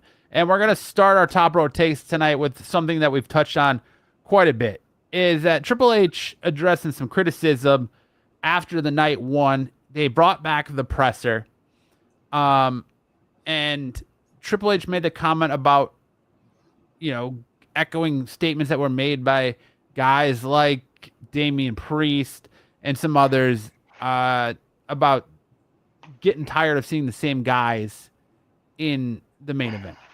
And Triple H said, look, if you want the top spot, go take it. His exact words, and I quote, if you're the guy that wants to take the spot, it's frustrating when there are guys above you and they have the spot. We're in a period of time where there are a lot of top performers in top spots that over time have earned those spots and are selling tickets and are incredibly popular. You really have to do something.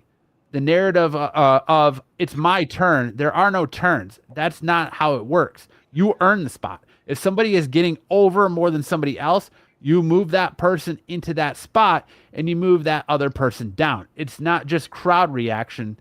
Are they going to be good in that spot? Are they going to hold up their entire end of the bargain or screw it up or make a mistake where we regret giving that to them? All those things are factored in. The right person is in the right position. I love the fact that sometimes talent is frustrated. That means work harder.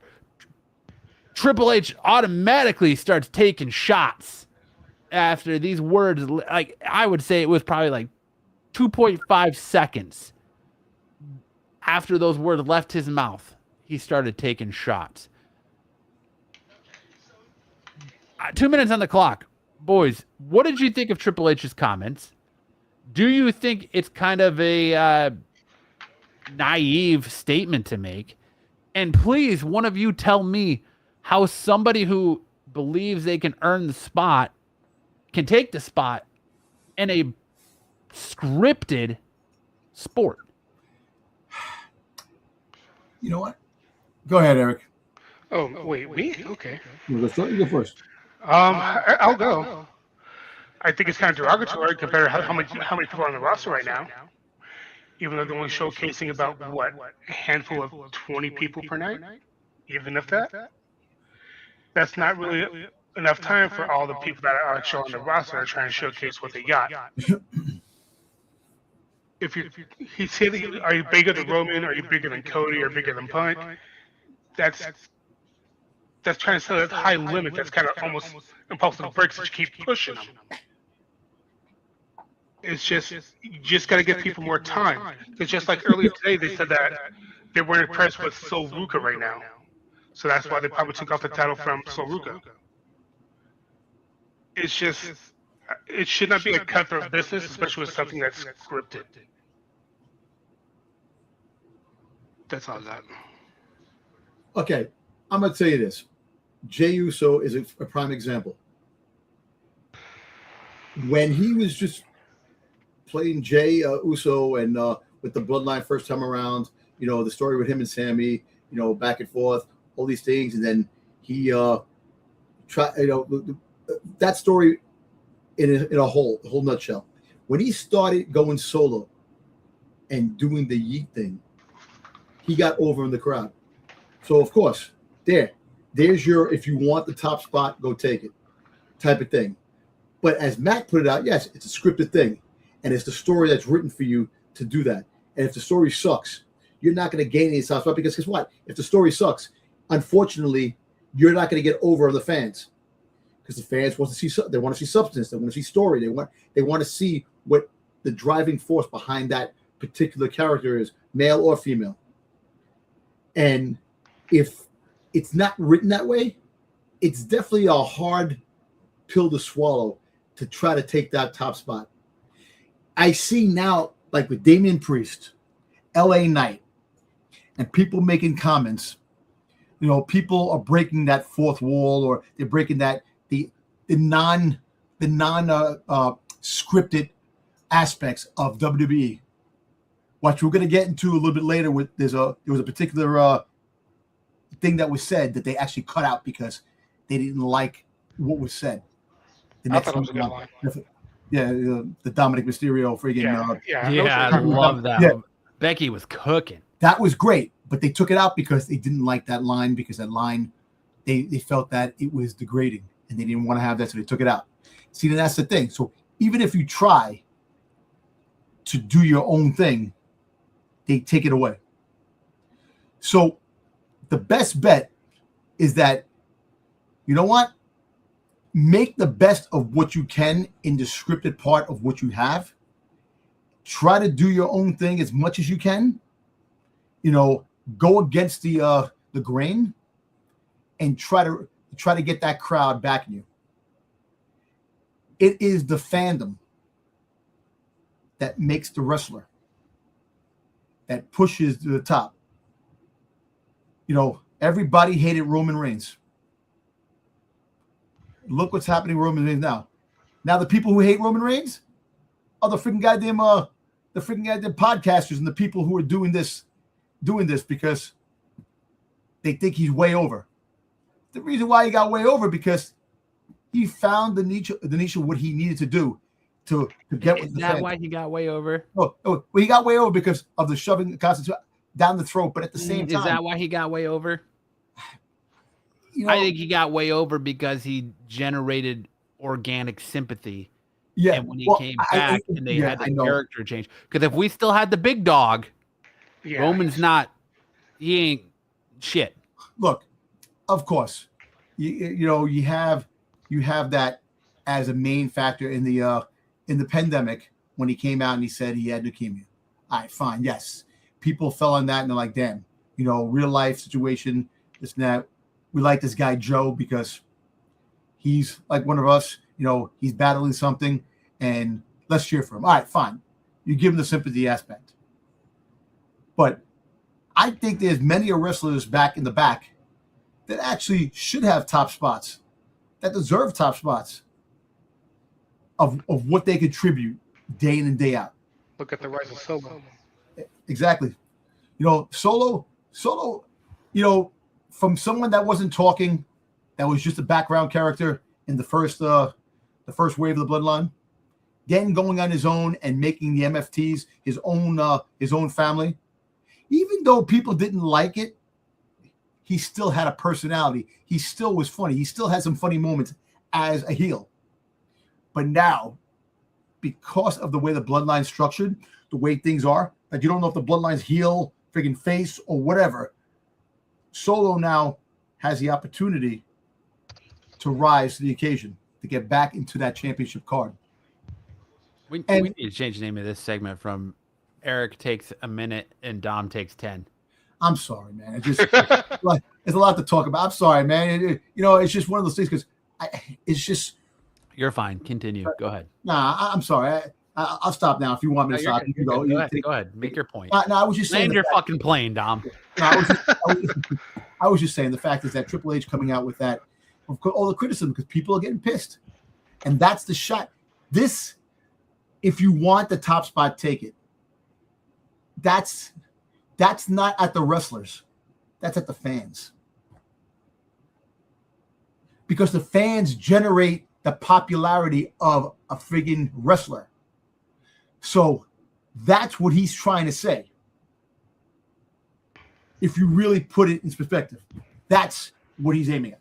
Well, let me fire back at that point you made here, because look, to me, this is a very arrogant and almost hypocritical statement to make, because I do remember a time in the early 90s where he was handed the keys to the kingdom when he wasn't necessarily ready.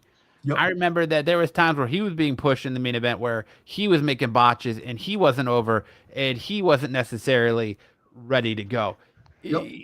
He gets thrown in there with the Click and all that, but how much do people really remember Triple H as part of that group? It's usually, when you think about it, it's Hogan, Hall, Nash. A lot of people don't remember. Just like a lot of people don't remember X-Pac was part of the NWO. Yeah, but wasn't Shawn Michaels wasn't Shawn Michaels part of the original? Remember the Click? Remember the original? Yeah, Shawn was there too. So it's kind of arrogant to say this, and a bad look, especially in the scripted sport, when you have people that are organically over, like Chelsea Green, like LA Knight, like Matt Cardona, like, the list goes on and on. Damian Priest, Finn Balor. You can't go out there and take the top spot if you're not getting TV time. Exactly. So how can you go out there and perform if you're not even getting a chance? Look at Royce Keys. He was effectively told, we have nothing for you.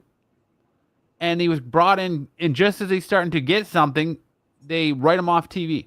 Look at Jordan Grace. Yep. Look at she was going for a championship against friggin' Jay Cargill. Yeah, and so how can somebody organically get over if you're not giving them TV time? And at the same time, how can somebody not take that top spot if you're not paying attention to the names that are being called? In Sol Ruka's defense, Sol Ruka's ready. She's 100% ready. I stand by the fact that when you watch Sol Ruka versus Bayley at Saturday Night Main Event, she owned that match. She was ready. Sol Ruka, it depends on your booking of her. If she has to slow down and match her style to her opponent, she makes mistakes. If you cause her to think, she makes mistakes. If she can just run on instinct and go, she's pretty damn near flawless. You saw it all throughout NXT. But Matt, that brings the picture. The house shows. The house shows were very important to have at that particular time, to have these fights so they get to know their opponent and the way they wrestle, so they can actually be on the same You're 100%. You are 100% correct. You are 100% correct on that. I just think that it's a very arrogant look, and I think that somebody said something to him back. I wouldn't be surprised if Nick Khan was like, dude, what are you doing? After he made these comments, because look what happened the next night. Chelsea Green wins the Women's World Championship or WWE Championship. What happens on Monday? LA Knight comes out, gets in a program with Roman Reigns. And we had that so wrong. We didn't think LA Knight was going to come out. We thought that somebody else was going to come out. LA Knight comes out, for an opportunity. And, it's going to be a big thing now with LA Knight and Roman Reigns for the next couple of weeks, going into probably Money in the Bank or SummerSlam. I mean, I'm excited by SmackDown tomorrow night, because SmackDown has got to be a massive show. Has to be. And I 100% feel that Netflix might even said something to him, because I know damn well after Raw last week and how bad those ratings were and what people were talking about, somebody from Netflix made a call to WWE and was like, look, boys, we can't do this anymore. You can't put out a product like that anymore. And I thought Raw this week was pretty good. Raw this week was very good. Yep. It just, to me, like, in a sport that's scripted, you have the fan base already screaming, Cody Rhodes, we're tired of you, turn face. They don't want Cody up there. They're tired of Roman. They're tired of everyone just circling this sphere of WWE Championship. That's why I think in the men's, Kevin Owens was the only logical choice other than Finn Balor. And when they gave it to Sammy, when they gave the championship to Sammy, he don't generate money. But people were behind Sammy. That's the whole thing. If you really think about it, the crowd was behind Sammy with the belt, even though he kind of have heel intentions. But that's the thing. For these other wrestlers to come up and to get these top spots, you make it impossible because you got the same 5 people rotating over and over and over again. You got to make new stars. King of the Ring is where stars are born. These freaking these fights, these gauntlet matches, these challenges, these championship matches to get to a certain point, have new people winning spots. When they had King of the Ring, you wanted to see certain things. You get freaking Braun Breaker. Braun Breaker was supposed to get the top spot. He didn't get the top spot. Braun Breaker's another one. You watch the first 3 episodes of this new season of Unreal, and they're talking about this Braun Breaker push, and then he just disappears. And then all of a sudden on Monday night, after people have been asking for months, what the hell is going on with Braun Breaker? After Braun Breaker shows up disinterested on Raw a week ago, then all of a sudden, here he is having a stare down with Obafemi. Yeah. Now you want to push Braun Breaker. See, so I think you're right. I think they were talking to us. You got to start doing things better. And look, Braun Breaker was the face and was going to be the top dog. Yes. In WWE, he was going to be the face, the future face. And now Obafemi came. So now, guess what? How great can this be? Obafemi versus Braun Breaker. This can put Braun Breaker back on the top again. So these are the things that people did want, and they kept pushing it back. Now if Triple H is making comments like this, but if these stories are booked, we're in for a fun ride. Exactly. That was my point. Now is the time. You have your 2 biggest measuring sticks in the business as your world champion and your WWE champion. Throw the fucking house at them. Yep. Stop with this Roman Reigns. I'm not going to be around. Like, we're going to get Roman Reigns' first match on Raw in years. Yep. Well, championship match anyway. On Raw in years in Mexico City. Dude, throw the house at them. See what you got for this future. You have CM Punk as your WWE champion. You have Roman Reigns as your World Heavyweight champion. Push. Throw the house at him. See what LA Knight has. See what Damian Priest has again. I know he was already a world champion once, but see what Priest has. See what see what some of these guys look like. See what it would look like for Matt Cardona versus CM Punk for the WWE Championship. See what you have. You can't build and push the younger stars if you're not going to give them that spot. You're doing great things with Javon Evans. Cool. Get him away from fucking Rusev and Ethan Page and whatever he's doing now, and push him up. Give him to Chad Gable. Give him to Roman Reigns. See what the kid has. Find out now, while you have your two biggest measuring sticks in the business as your champions, what your future is made of. And don't abandon them. Don't abandon Sol Ruca right now because of a couple of botches. Sol Ruca is going to be fantastic. You let her chase the championship again. Let her chase it again and give her the opportunity. Because you're right, a lot of players are better chasing the belts than having the belts. Give her another opportunity down the road. Like, Stephanie Vakir. It's not her fault. She had no competition. The same thing with Stephanie Vakir. When she had the championship belt, she really didn't have any freaking and they took the belt off her because she got hurt. All right, fine. But the whole fact is, have them manifest these fights, make these fights meaningful, give them good story structure where eventually when they win again, it's meaningful. You feel it. That's what you want. You want these wrestlers to achieve things where you feel it, like, holy shit, this is great. Type of holy shit moments. You want that. And I'm going to tell you this. I'm going to go off the bat. This Triple Mania and the Worlds Collide type of thing, this is going to be revolutionary. It's going to be freaking it's going to open the door for a lot of things. You know, not only you have SmackDown, you got Raw, you got NXT, all people participating. So you can have certain things and see what these wrestlers have, and it can make opportunities for new players. If you want top spots, go and take it. I think Worlds Collide is going to make those top spots for a lot of guys. If you want people to be stars, pay attention to your fans. Pay attention to who they cheer for. You did it with Chelsea Green. Great. You're on the brink of it with LA Knight. Yeah, we know LA Knight ain't winning that fucking championship. But what a shocker if he did. What a shock. And how would people be talking if he took the belt off Roman, even if it was for a month, 2 months, whatever, and Roman took it back from him. Imagine what people would say if LA Knight won that championship. The dude's doing great work, regardless if his balls are showing up in the middle of a match or not. Let the dude. Dunkachino. He's teabagging. He was teabagging. All right. Up next, WWE AAA tournament to decide Roman Reigns' next challenger for the Monday Night Raw in Mexico City, Mexico. Boys, the odds-on favorite in this is Penta, but are we just leading, and is this just the fast track to get us El Grande Americano versus Roman Reigns? That's what it is for.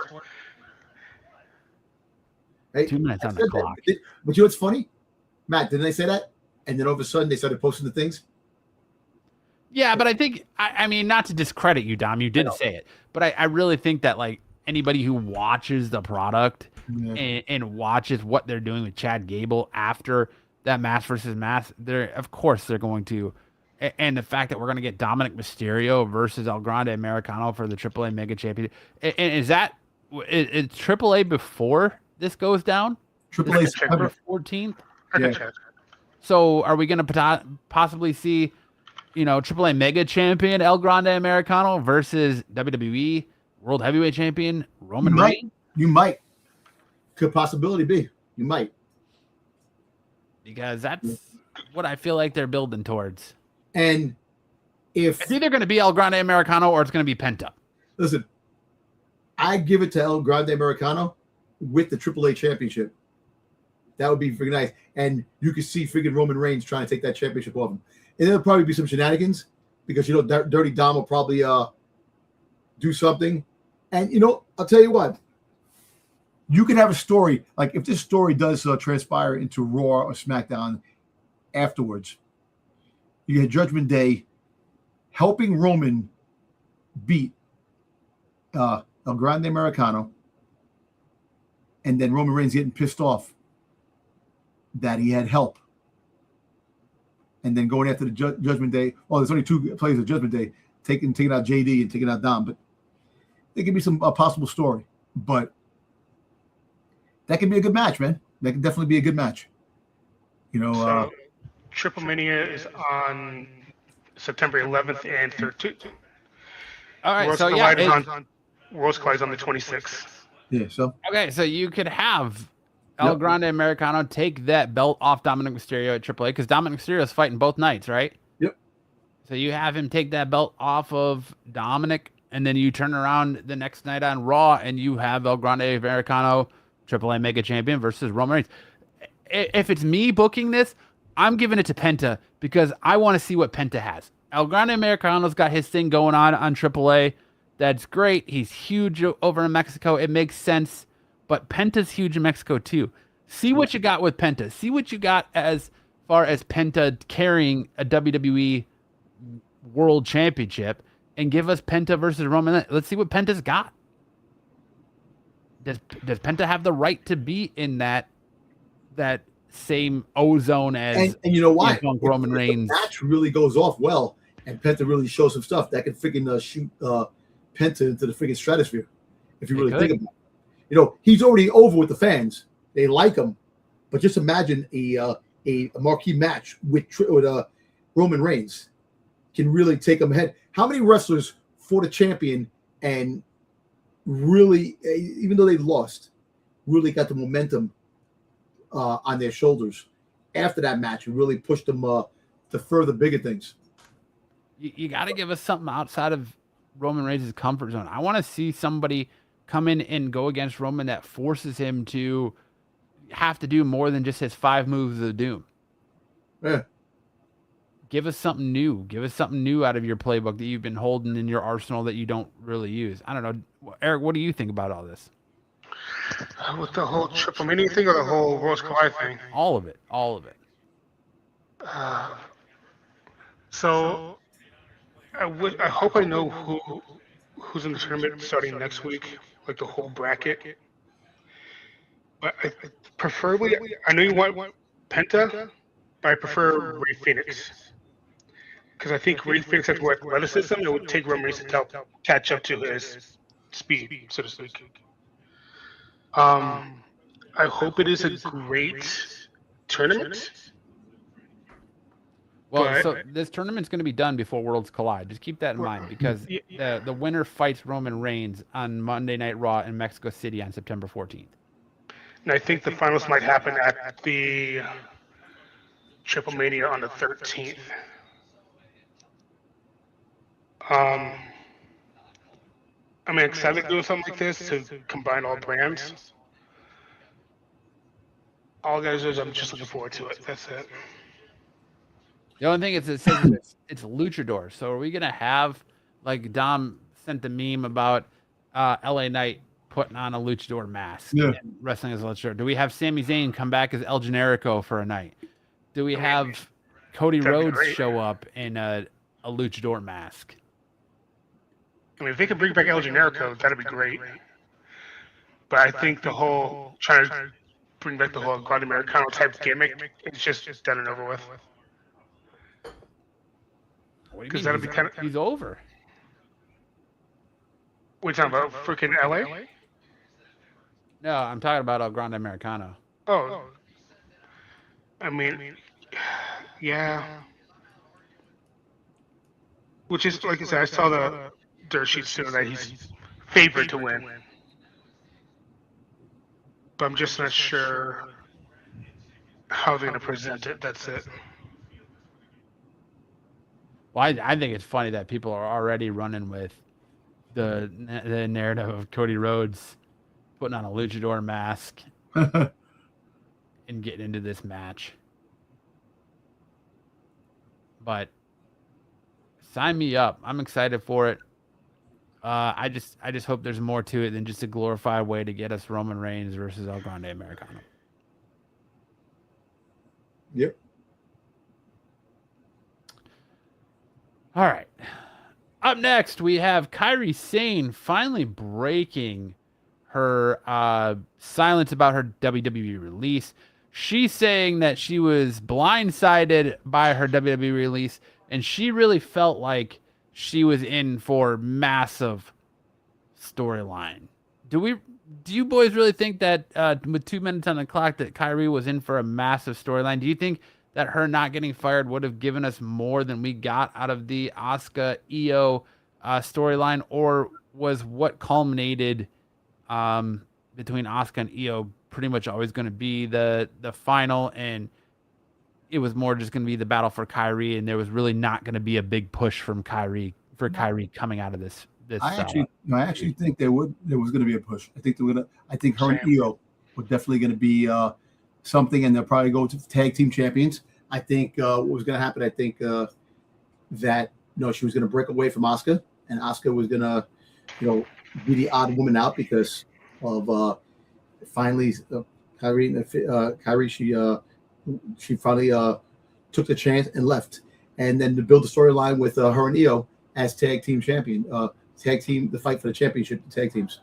And I think that story would have propelled, and later on you would have had Asuka teaming up with somebody down the road, and I think the whole thing with Asuka too, her leaving and her, not retiring, but taking time off, it had something to do with this going on too. And I know she had her personal problems, but I think definitely they would have been a bigger push for her, maybe even a championship, Intercontinental Championship, a U.S. Championship push for her, and that could have been.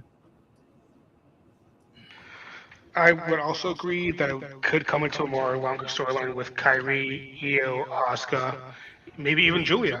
Yep. Because once, let's say, Io takes Kairi, then Asuka can recruit Julia to be her protege as well. Then that'll be a culminating of the two, which could be for the women's tag team championships. I mean, I agree. Like with these type of layouts, everybody was blindsided by it, even us. And she was getting pushed hard during the storyline. It just sucks that it came to that. See, I don't think she was really getting pushed. I think the storyline was revolving around her, and she was the centerpiece of the storyline. But I think there's a big difference between, and people miss that, there's a big difference between being the center point of that story and actually getting that big push. She did win a couple matches, though. I think they should have moved. I think they should have moved her to a singles competitor, even maybe back down to NXT if they wanted to, versus releasing her. I don't know that there was really much left on that bone for her and Asuka or her and Io. I don't want to see her going from tagging with Asuka to turn around and tagging with Io and tagging with Julia. I don't know why they have this need to put these Japanese wrestlers together. Why they can't, because when they brought the Kabuki Warriors back, it was just like, oh, this is kind of like a one-off thing for a couple months. It wasn't supposed to last as long as it did. So I don't know why they couldn't just let them go on their own and be individuals and solo competitors. I think she would have done great things in the women's mid-card, whether it's a women's Intercontinental Championship or women's United States Championship, and then like that. Like, I think Julia would too. I don't know. I feel like them keeping the Kabuki Warriors around for as long as they did really ended up hurting Kairi, and then nothing came out of that storyline. Io, honestly, is the one that's coming out of all this with the best, because Asuka's at home, Kairi's at home, and Io's still employed. They're still getting championship matches. Yep. So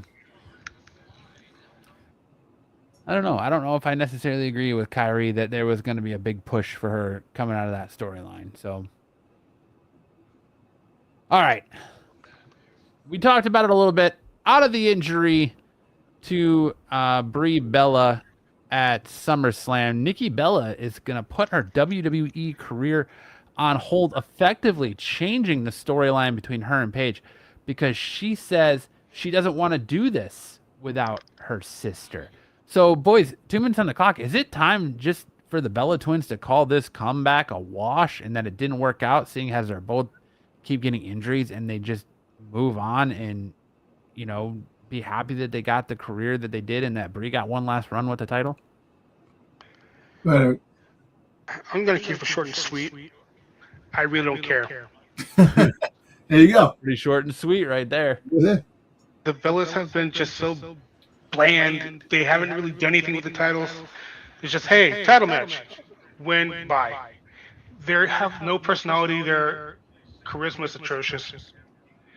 It's all there is just sex appeal, and that's it. You don't think Nikki was doing good things when she was She was going for the title? watching more than she was before. That's pretty harsh. Am I wrong? No, but I think that, there was good storyline there with Paige and Nikki that could have held them over until Brie comes back and they start their tag team championship run. Brie did it when Nikki was gone, and now Nikki just wants to put her career on hold after just being injured for how long? It makes me wonder if she's not fully recovered yet, and that's why she came back for that match at SummerSlam, and since Brie got hurt, she's like, well, I'm not fully healed. I don't know if I can go. Let's just put it on hold. She said she wanted to be done. She doesn't want to wrestle after 2027. So you're going to take the rest of 2026 off and hope to maybe get a couple months depending on the length of Brie's injury? You got a question. Every time she returns, she gets injured. Well, and that's like even within a few months of coming back. That's what I think you just chalk your return up to being a failure, and you go back into being retired. You go back to being remembered as a WWE Hall of Famer, and you call it there. Like, I understand that you wanted to be a women's tag team champion with your sister, but at some point you just gotta admit it's not in the cards. Or you have this feud with Paige and maybe have something come out of it, and maybe have her have one more single title run. There's mid-card titles now that these guys can go after. Paige could be Women's United States Championship. I think that's the direction you go. You have Paige go after Tiffany, and you have her take that belt off Tiffany Stratton, because at least Paige is going to defend it in better matches. Yep. Or you could have Nikki Bella go after the Women's Intercontinental Championship. She'll get right now. Raquel. You go after Raquel. Oh, yeah, I mean, you push Raquel how many times and just gave her championship matches for no reason. You could have Nikki have a run with mid-card, things like that. But I think as far as Bella goes and they want to be tag team champions together, it just doesn't seem to be in the cards. In the cards, yeah. Look, I look at it this way. It's unfortunate injuries play its toll with them coming back. I think what they should do is just become great, good ambassadors to wrestling and chalk it up from there. Or when Brie does come back, you can continue the storyline, but people are going to be not invested anymore like they are. Like the whole thing with Brock and freaking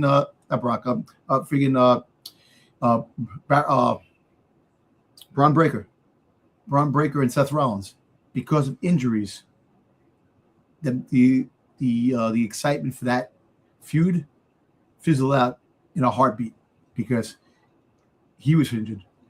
They were both injured at different times. So the same thing with the Bellas. Listen, the Bellas had their time, and you're right. They should move on.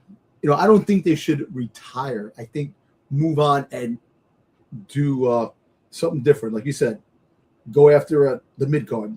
Yeah, I mean, your sister's got a busted scapula. Like, she's going to be out. She's going to be out for a while. Probably 6 months. Yeah, and the recovery time after you do it after 6 months, the rehabilitation is going to take a long time. I mean, maybe 6 weeks. It is a broken bone, so maybe 6 weeks. But that's even after if it heals, because sometimes those shoulders injuries never heal correctly. Right way, exactly. So you have to. And then the time it gets you back into being in ring shape. Yep. And all that. Nikki could go on and pad your stats, man. Make it where people. If I was Nikki, man, I would be looking at it like, okay, Brie's hurt. This is my turn in time to make myself undeniable. Go out there and win. She already did that when she went with against Becky. But Matt, you got to look at it this way. Remember, it's scripted. We have no story for you. We have no story for you since your sister's out. But she has enough pull, I think, to politic to make herself undeniable, where she could go out there and win the women's Intercontinental Championship, win the women's, United States Championship, and at least go down as a Grand Slam champion. Yeah, she could, but have the icing on the cake, have it be to get the Grand Slam champion, have her win the women's tag team champions with her sister and make it that icing on the cake. A lot of this has to come with the fact when she got hurt. I think when she got hurt, it kind of took the steam out of her comeback. Like she was like second thoughts about the comeback, and then seeing her sister get hurt, like, you know what, this might not be in the cards. I'll see where I'm at, career on hold until she gets better.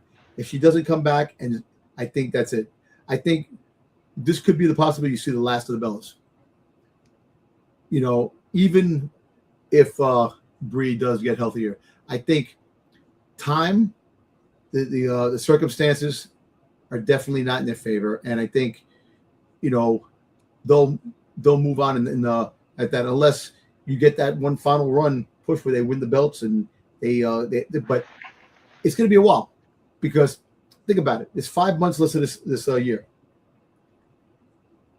If she's out for a long period of time and come back next year, that's another whole year. Let the Paige go on to bigger, better things, move along, and then if you want to have something down the road, you try, but the fans aren't going to care. The fans don't care to begin with. I care. I know I'm just a disgusting chode in the internet, but I love seeing a Nikki Bella booty shake, and I wouldn't kick her out of bed for eating crackers. That is definitely chud material. Hey, listen. I'm fine with it. Creeper. And listen, at the same time, if you know me, I love my booty shaking too.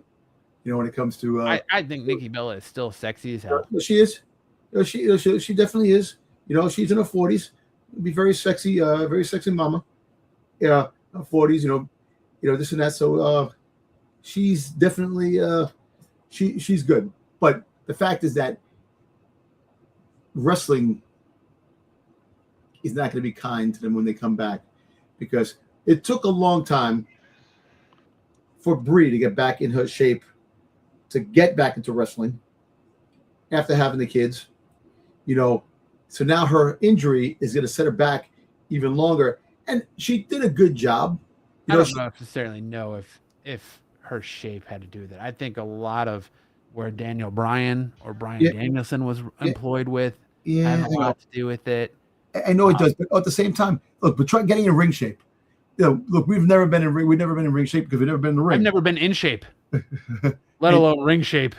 I know, that's what I'm trying to say. So think about that. You're a stay-home mom. You stayed home. You took care of kids. Then to go back, all of a sudden, to go back into the thing after you retired a while ago. So I kind of think that the only in shape I am is round. Yep. Yeah. I mean, I'm much lighter now, and I'm not as round, but the only shape I know of is round. Round shape. Oddly shaped. There you go.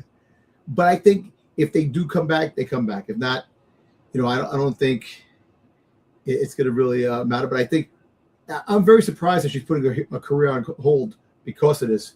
So there's a little bit more that factors into this for her doing that.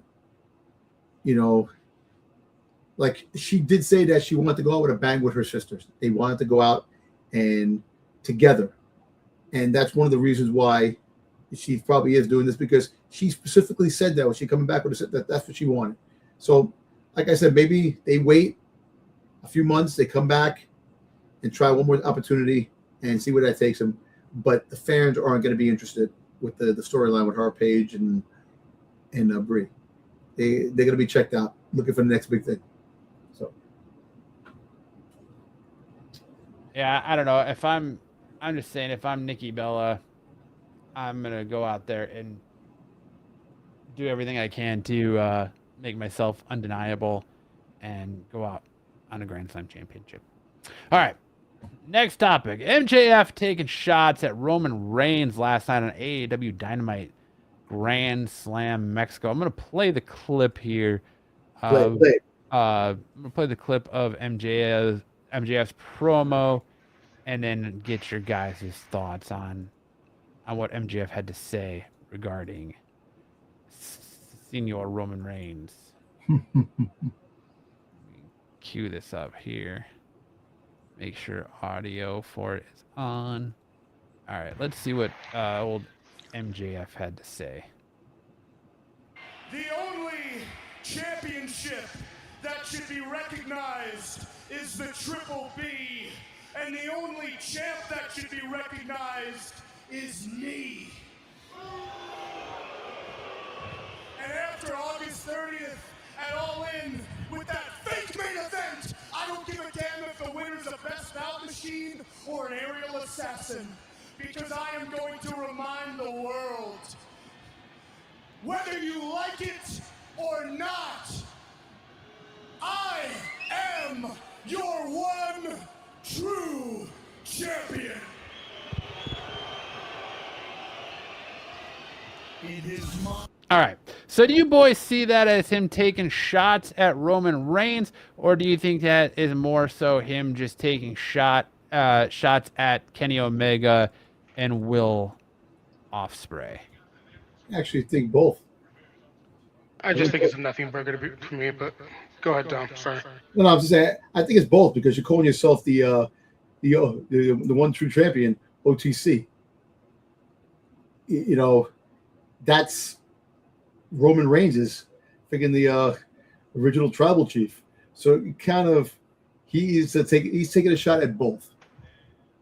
And one true champion too also. Yeah, to Kenny Omega, to Will Ospreay, but also to WWE. He is the one and only true champ out of the that is kind of little shades of taking a shot at WWE too as well. In there. I think so. I see the subtle jabs, but I think it's just, to me, like I said, it's just a nothing burger.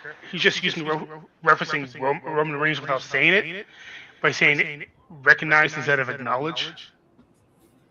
And yeah, one true champion instead of original tribal chief. Yeah, it's just he's trying to be clever, but it's just kind of whatever. Yeah. And MJF's known for taking shots and bringing up WWE. Like he did it when he was going through the whole contract negotiations and making reference to Nick Khan being the only like Khan that's worth the damn, and you know all his comments he's made before. This isn't the first time he's referenced WWE. It won't be the last. I kind of agree with Eric here. I think it is more of a nothing burger, and it's just a coincidence, and he's more so taking shots at Kenny Omega and Will Ospreay. No, he is. But come on, who comes up with the one true champion OTC? You know, a guy who's really good at promos. Yeah, he's good at promos. Don't get me wrong, he's good at promos. Dude, he takes shots. He takes shots as wrestlers all the time. He calls himself the only true champion. You know, he recognizes himself as the only true champion. Yes, it's most likely to Will Ospreay and Kenny Omega, but that statement can make ripples. The one true champion. The hell with you, OTC. Figuring the original tribal chief. Kind of little shades thrown out there. It may not be directly, but it is a shade throwing it out there. All right. Those are our top road takes. 2 minutes on the clock. Top 5 hottest news stories in professional wrestling today. Now I hand it over for the dirtiest man in the business, the man that has his ear to all the dirt sheets. Dirty Dom, what are the dirt sheets? All right, actually, I got this week. I got 2 of them that just came in, not so long ago. So Nick Aldis' next match is expected to be in 2027. So we talked about that. So probably in WrestleMania or Royal Rumble. You know, one of those matches in 2027, and it might be against McIntyre because McIntyre was the original person that the whole feud was supposed to be about with Nick Aldis, is that he was getting screwed. So if give or take 2027, you'll see Nick Aldis in wrestling gear again. What do you think about that? I don't know how much I believe that because you're asking a lot of WWE to try and book a match for 2027 when they can't even. I know. For a week from now. But maybe they have plans. I mean, they said, listen, don't worry about it. You'll get another match probably next year. because he's going to stay the general manager. Yeah, I'm sure he will. I don't think he's going to do another match. No? No, I think the one with Gunther, since he is a career killer, that's going to be his last match. Okay. And listen, I still think that he's going to have that feud with McIntyre when he returns. Whenever he returns down the road. So, all right. So this came into, it's part wrestling, but also has something to do with football. So, friggin' Steiner's son, Brock, who got picked by the Saints, he's suspended for his first 6 games of the season. PEDs. Okay, I figured. Yeah. So, but there's something funny That about doesn't surprise me considering the family he comes from. Right. What made me laugh, there's one person that actually made a comment on this thing, which was really funny.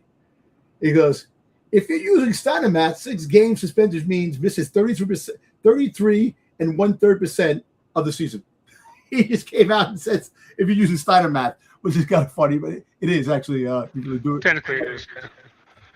But yeah, so suspended, hey, listen, and exactly his background, the family he comes from, that, that stinks, but rest assured, his football career is not going to work out. He's going to wind up being the WWE ASAP, whenever they get the chance. We got an update. Rhea Ripley's injury. They're saying expected to be medically cleared within 2 to 3 months. So late September, early October. Just in time for the maybe time for Survivor Series. Because Money in the Bank is October 17th. Well, there's conflicting stories, though. But they're saying that because she had surgery, this other person saying because she had surgery, it requires 5 to 9 months of rehabilitation before an athlete can be cleared for full contact. So that would push her to early 2027 with the ranging from February through May of next year.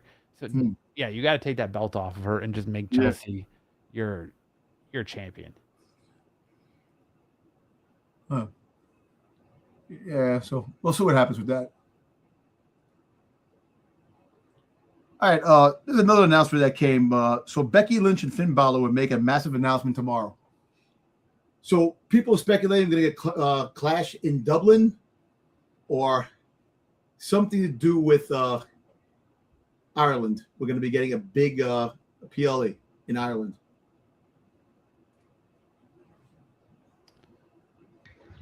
Probably announce it next summer. They're going to announce it tomorrow. Do we get Royal Rumble in Ireland? Not this year, not next year, but the following year?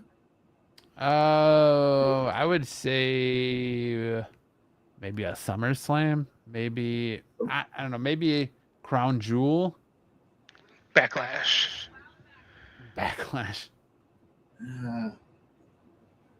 Money in the Bank? Ireland? Maybe.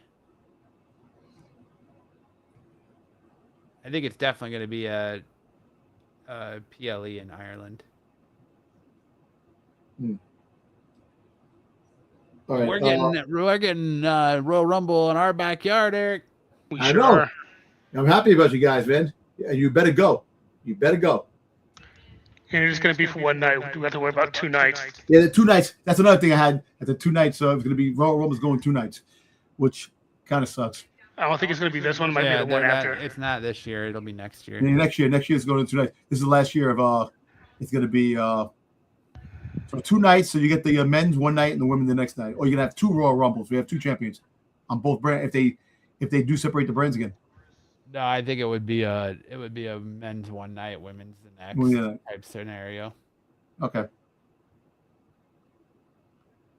All right.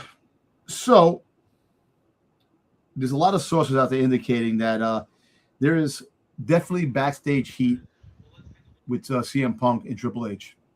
This is new backstage heat, and it's due to the fact that they were moved and not being the main event of SummerSlam day 1, that they were the second match at the end.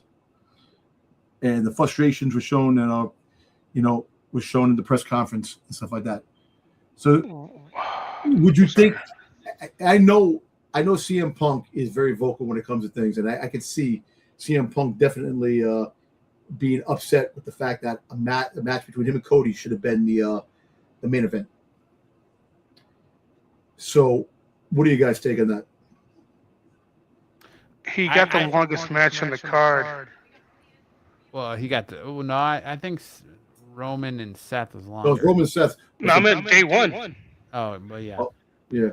Yeah. I don't think there's any backstage heat on it because CM Punk said, no matter where I am on the card, I'm the main event. And a lot of the talk backstage said that they had to move in order to do the spot where Brock rips the canvas up and exposes the boards and all. They had to make that the last match of the night for that spot alone. So that's why they moved it. Okay. And there was more heat and more interest because they didn't have enough time to build a story between CM Punk and Cody Rhodes and make people care. Like, so much so that they had to revert to the, I don't like you. I respect you and I love you, but I don't like you. Like, what the fuck are we talking about here?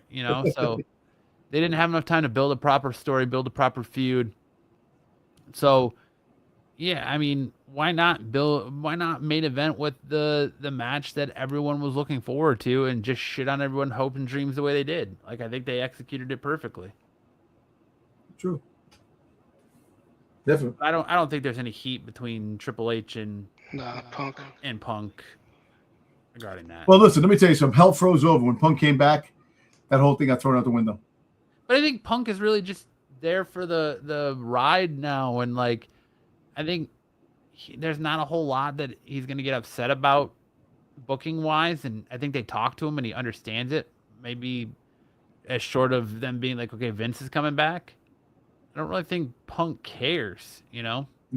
He's champion. He's making the money. Like, he's the draw. He's what everyone wants to see. So I don't think he really cares about match placement. Match placement.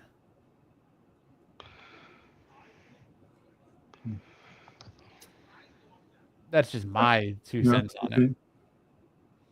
All right. We'll see what happens down the road, with that.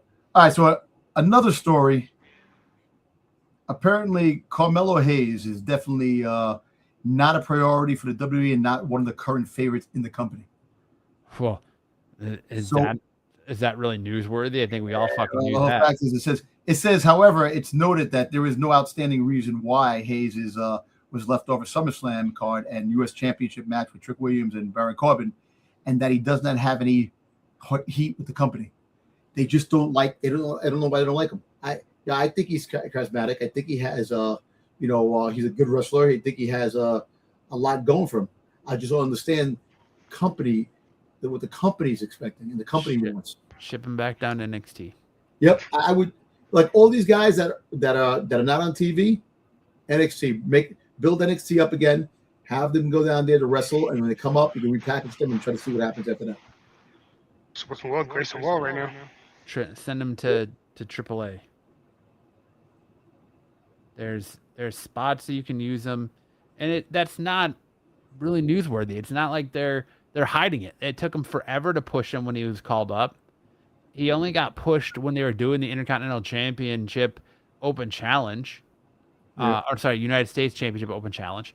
That their matches with Andrade. Yeah, you have your built-in feud there with Trick Williams that you can revisit, and they don't want to pull the trigger on that. They didn't want to put him in. It's not surprising. I don't know why. Maybe he's just not getting over. Maybe they just feel like he's carbon copy of other superstars. LA Knight, carbon copy of the Rock and Stone Cold. Well, I mean, LA fucking Knight is. Yeah. Yeah. But you know what? Listen, I think he should get more love, man. I think he should be more part of the initial picture of the mid card, or give him a tag team championship. You'll have him and freaking Trick become tag team champion. I know you're pushing Trick to the bigger, better things, but I think you don't push him too fast to freaking get the lackluster. He already lost the lackluster of turning face. Kind of he was good as a heel, and the way he was going about the fans and that, and you pushed him too quick to change his course of who he was. And Carmelo Hayes didn't use him, but then he was outstanding when he had that U.S. Championship and he had the open challenge with it. So hopefully in the future they'll find a place for him and Dragunov and freaking Jordan Grace, because it's unfortunate. They're damn good wrestlers and they're definitely exciting to watch. Sadly, I feel like we might be getting some more future endeavors coming, and I wouldn't be surprised if Ilya is one of them, Jordan Grace is one of them, Yep. Carmelo Hayes is one of them. Yeah, Dragunov. I said Ilya. Yeah, Ilya. Yeah. All right. Did you just call him Emilio? No. I said Emilio Dragunov. I said Emilio. Emilio. All right, go ahead, Dom. All right, so we talked about this a little bit before. So they said that Roman Reigns and Seth Rollins reportedly could be on the same side as Survivor Series War Games 2026. Growing speculation that the tribal chief and the visionary could put their differences aside against a common enemy inside War Games. Who is the common enemy? Well, LA Knight. LA Knight, freaking Solo. Well, I mean, they're going to need somebody new because Royce Keys is all but effectively shelved. I'm sure he'll be back by then. But Could be. But it feels like after his performance at SummerSlam and what they did to him on Raw, they're kind of lost faith in Royce Keys, too. It's unfortunate because Royce Keys pretty much getting his stride back, and so I don't know. Well, we'll see what happens with that. Like I said, it's still weeks away, a couple of months away from Survivor Series, and things can change. We got some surprises that might be added to the card. We don't know what the deal is. We don't really know what the hell Money in the Bank is going to be yet. Who's the participants of Money in the Bank?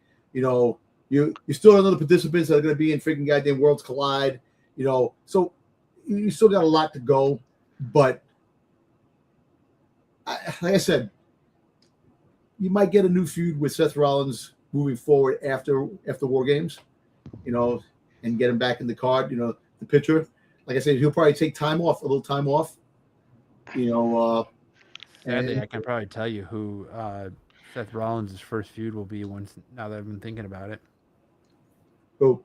Big Cass. Maybe. I can see Big Cass coming out and interfering and attacking Seth Rollins.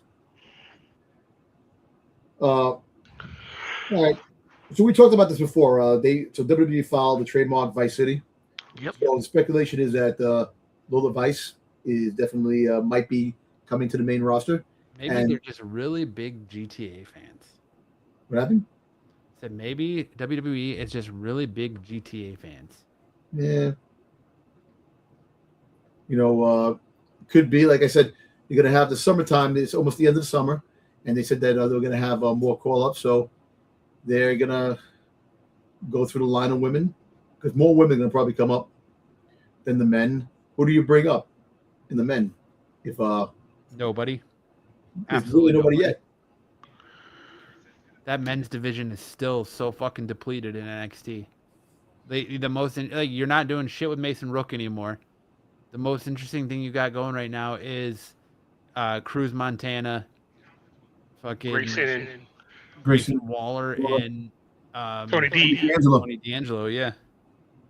Everyone else is pretty much throwaway down there. Well, you got Miles Bourne, and this guy are tag team. I don't need to see Timu Randy Orton. Yeah, right. The Timu Randy Orton. But they are tag team champions, and he's a double champion now. And the other thing is, like we talked about before, that they took out on the replay of on Netflix on Raw when Becky Lynch said sleeping with Dominic Mysterio. He goes, "You're not even the best champion when you slept with Dominic Mysterio." So say that you had Rhea Ripley as. If you're gonna quote the line, quote it right. You're not even the greatest women's champion to have slept with Dominic Mysterio. Okay, there you go. All right, I'm sorry. You know what I was getting at. But the whole fact is that for them to take that out, it kind of sucks. Oh, PG. I'm tired of the P. See, I think them being too. I know they got all these sponsors, but them being PG kind of holds them back from being even better than what they are. If you can make people cook with their promos and they say something out of the ordinary to in that freaking feud they're talking about, I think that should be. You should have more of that. I don't think you should be taking out what people say. I think that was one of the whole selling points about Raw going to Netflix is less censorship. Exactly. Speaking of which, they also blurred out the quote-unquote blood from Royce Keys. Yeah. Yeah, they've been doing that, and they did the blood with the week before. They had the blood. Who else had blood in their face that they took out? They made it black and white. Was it Braun Breaker again? Yeah. Yeah. So, I don't know what their deal is, man. Netflix is a fucking cable company. Show something. People get frustrated. You're doing dumb things. Making things a little edgier. Bring back a freaking fraction of the Attitude Era. Freaking Triple H. I don't think you need to go Attitude Era. I'm just going out there. Bring a fraction of it. Give something. Freaking Triple H being part of the Attitude Era should have some creative fucking thought on how certain episodes should go. That's the problem. I think we look at the Attitude Era with rose-colored glasses, and we think that it was like the greatest thing since sliced bread. But I know. Look, you go back. I actually watched segments from the Attitude Era. A lot of it's freaking funny. It's great. A lot of good things came out of the Attitude Era. It made you want to watch the next week and the week after, and knowing that you had freaking goddamn Sunday Night Heat, you had SmackDown where things continued, and you were freaking goddamn waiting to see what happened. The Ministry of Darkness, the Corporation, these things really made you want to watch wrestling, and that's the problem. Then when they had the halftime, the Super Bowl, where you hear The Rock fighting freaking goddamn Mick Foley at halftime, that was great. And that's the thing they're missing. They're missing that magic that they had back then. Look, you went to the Ruthless Aggression Era, and then with Cena, you went to the PG era. Even in the PG era with Cena, you still had some things that went on. You're not going to get, I'm in the middle of the ring with Lita and Edge. We're having sex tonight segment. And freaking goddamn the King saying puppies all the time. And freaking, you're not going to get that anymore. I understand that. He's a man. But at least have a little fraction, make things edgier to a point where, like, oh shit, I got to see this. I want to see what transpires. They keep taking shit out. They keep neutering the dog every time. The dog keeps getting neutered. You leave the live sex show alone, right? Yeah, the live sex show, that was cinema. But what do you guys think, man? I don't know. I'm just getting tired because everybody thought it was going to be less censorship, but it's been more censorship than ever. And that's just where I think it's a TKO thing, so they can save their sponsorships from going on pretty much. Because that's what's getting the products on the ring and the LED boards and things like that. Well, think about it. The abuse, they freaking fight for the abuse of women. That's why they don't fight women anymore. Because they're women, they have a sponsorship for abused women. And that's the thing. You're not going to see. That's a silly point for Dom. I can't see these dudes beat up chicks anymore. Well, last night in freaking AEW, freaking Christian freaking punched that. Maria Shafir. Yeah. So, we're not going to see the likes of Penta versus freaking Io Sky, Penta versus Chelsea Green anymore in freaking Lucha Underground. But it's a show. It is a show. It's not real life. Look, if that's the case, every movie you're not going to have any type of stuff that's crazy in the movies because you're afraid of what people are going to think. It's a friggin' show, man. Stop this shit. Just put it out there and have fun with it. Make things happen.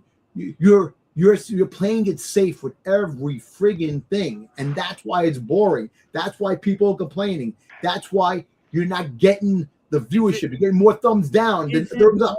Or are they tactfully trying to get you to tune in to the live product? Because then that way, if you're watching it live, you're not missing something. You run the risk of missing out on something if you watch the replay. So I think it's more so, yes, to censor for kids and the audiences, but I think it's also to drive the live viewer. They want that live number. They don't give a shit about your rewatch.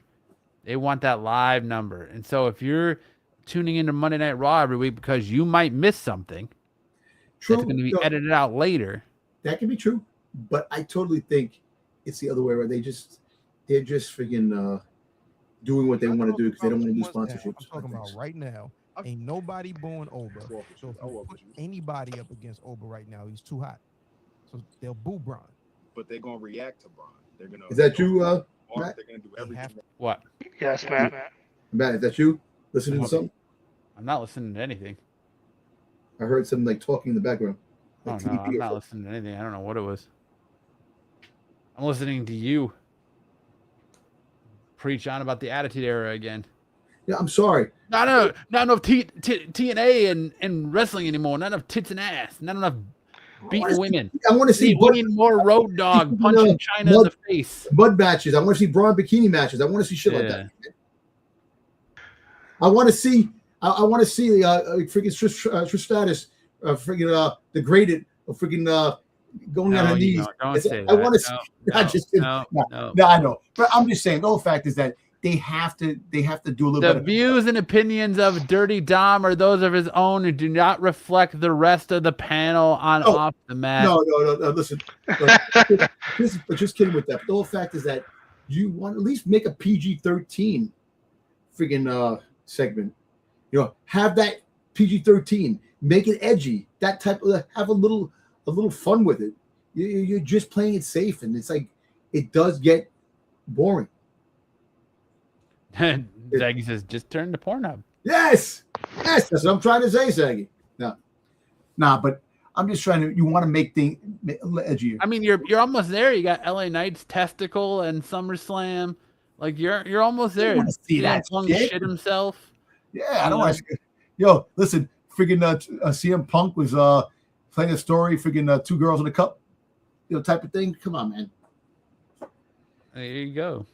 But okay, you got Raquel's thong. Oh, that's awesome. You were almost there. You were almost. Hey, you have all those wardrobe malfunctions. Tiffany Stratton, freaking Jay Cargill.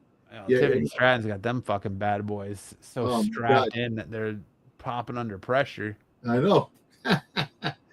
but all kidding aside, I think the product needs a little adrenaline to really get it going. And I don't think it needs nudity or. No, I'm just saying, stop taking out segments. Stop, like somebody says something, stop taking out those words. Stop blurring out the blood. Just show it. Watch it live, and then we don't. If you watch the product live, then this isn't a conversation worth having. I know. Yeah. But it is a topic. People bring it up. It's like censoring the people in the stands by manufacturing fake cheers, by taking out people saying that they missed somebody. Those are the things that are annoying. Those are the things that, what the hell are you doing? You're freaking out. You're censoring. You're blocking. You're doing all these things because you don't like the criticism. You don't like certain things. Listen, you will get more eyes watching if you freaking goddamn make it edgier. Plain and simple. I don't think it has to be edgy. Have good stories. Get people invested. No, good stories, but have things where people want to tune in. And that's why I bring back the Attitude Era. They had good stories.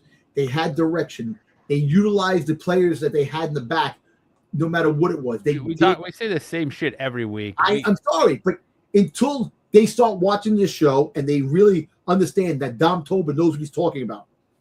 There's going to be like Dom Tober's a pervert.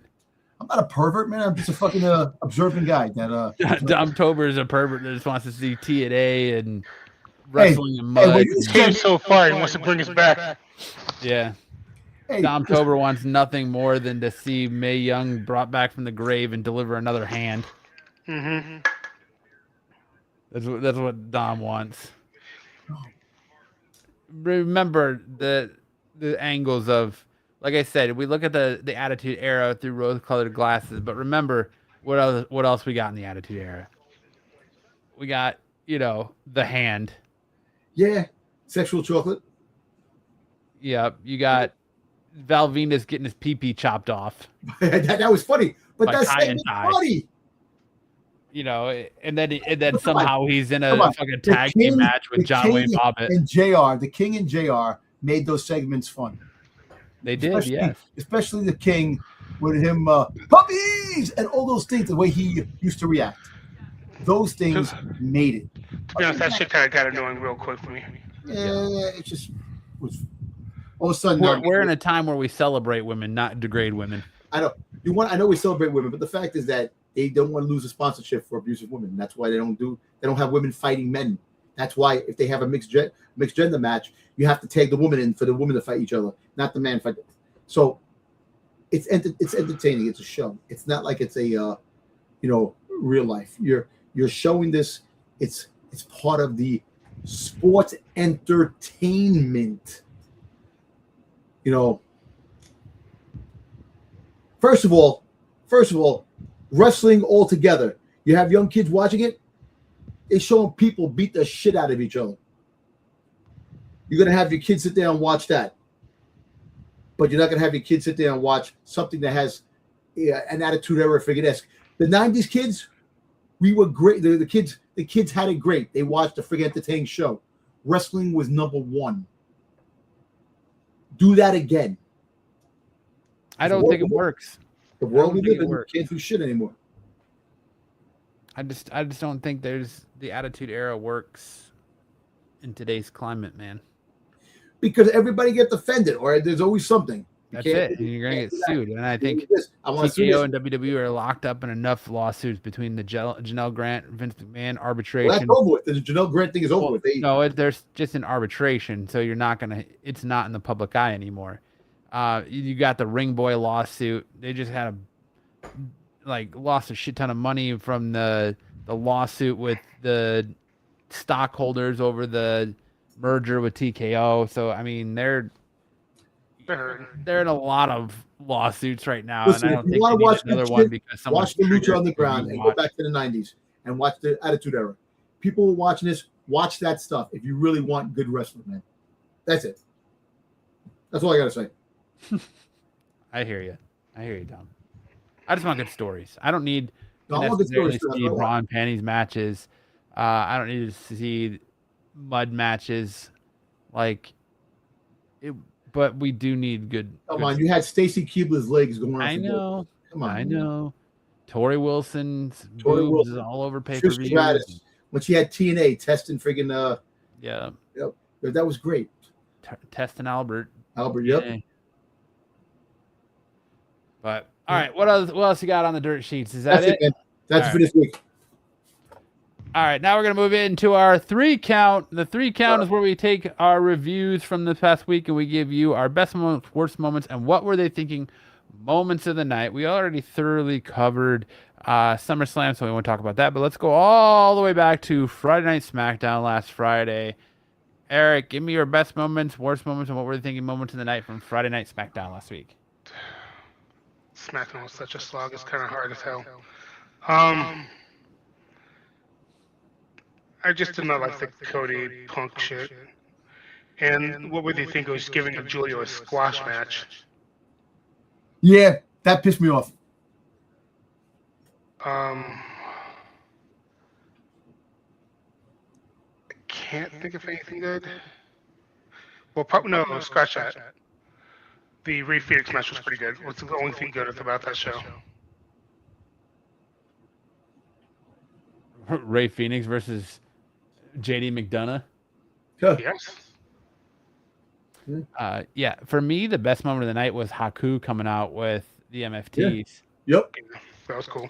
I like that, and I hope he sticks around, and then that kind of starts leading into another bloodline type. let me tell you something. Do you think that Jacob Fatu goes with them? Like he betrays Roman? That Jacob Fatu is the one that actually betrays Roman and moves forward, and he winds up going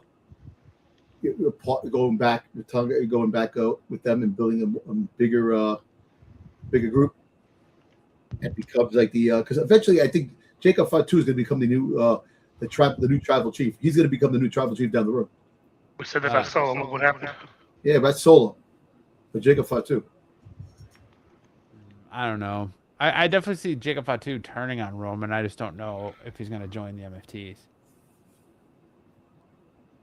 My what were they thinking moment of the night? Yeah, it would probably be squashing Julia. Yep. The way they did. And the worst moment of the night for me would probably be the Punk Cody stuff. Actually, yeah, I'll go with that. Okay. Now Raw's next. Yeah, listen, wait. I didn't do the SmackDown yet. Okay. Sorry about that. But listen, the worst moment of the night. What the fuck was Charlotte Flair wearing? That oversized coat that she was wearing, that she came out with. What the hell was that? But anyway, the highlight of the night was Jay McDonough and Ray Phoenix. That was actually that was a pretty good match. And what were they thinking was the Julia match getting squashed in that quickly, and that's sad how they treating her. I also liked when Finn Balor was talking and friggin' Sammy came out and then Gunther came out and attacked both of them. I kind of like that when Nick Aldis came out. Yeah, I like that that type of thing. But other than that, it was an okay show. You know, you had the Cody Rhodes and CM Punk face to face, and they brawled out throughout the entire thing. But Haku coming out and becoming the new manager of the Tongans. Yeah, the Tongans. So, but you know what's funny? Because think about it, Jacob Fatu has a Tongan death grip. That was based off. That's why he should be part of that group. But anyway, that's what I'm trying to say. Down the road, maybe he'll betray Roman and do that, and maybe they'll attack Roman down the road too. You know, you'll have that. So, but yeah, that was it. Now we move into Monday Night Raw. Best moment, worst moment. What were they thinking over the night from Monday Night Raw? Go, Dom. You can go first. Go first. On it. You want me to go first? Yeah, go first. Yeah. Best moment of the night for me at Monday Night Raw, hands down. It's a tie between the Becky Lynch promo and LA Knight promo. I think LA Knight had a good promo, spitting heat, talking about his Walmart watch. That was funny. Yeah, I like the whole spelling of the "you suck" in military phonetics. That was good. But I mean, Becky Lynch, man, came out spitting heat. I love the return of Stephanie Vakir. Yep. And it looks like her backside got even bigger. Yep. Jesus Christ. Hey, man, I am still a red-blooded American male. Dude, let me tell you something. I'm going to tell you this. Between Stephanie Vakir and Roxanne Perez, oh my God. Matt's jealous of Miles Born. Yeah, I tell you, man, Miles Osborne, God bless that guy. He is definitely eating well. So, Okay, so they did have a Danhausen segment, but apparently it was during the break. it was during the break. Yeah, I didn't show it. So,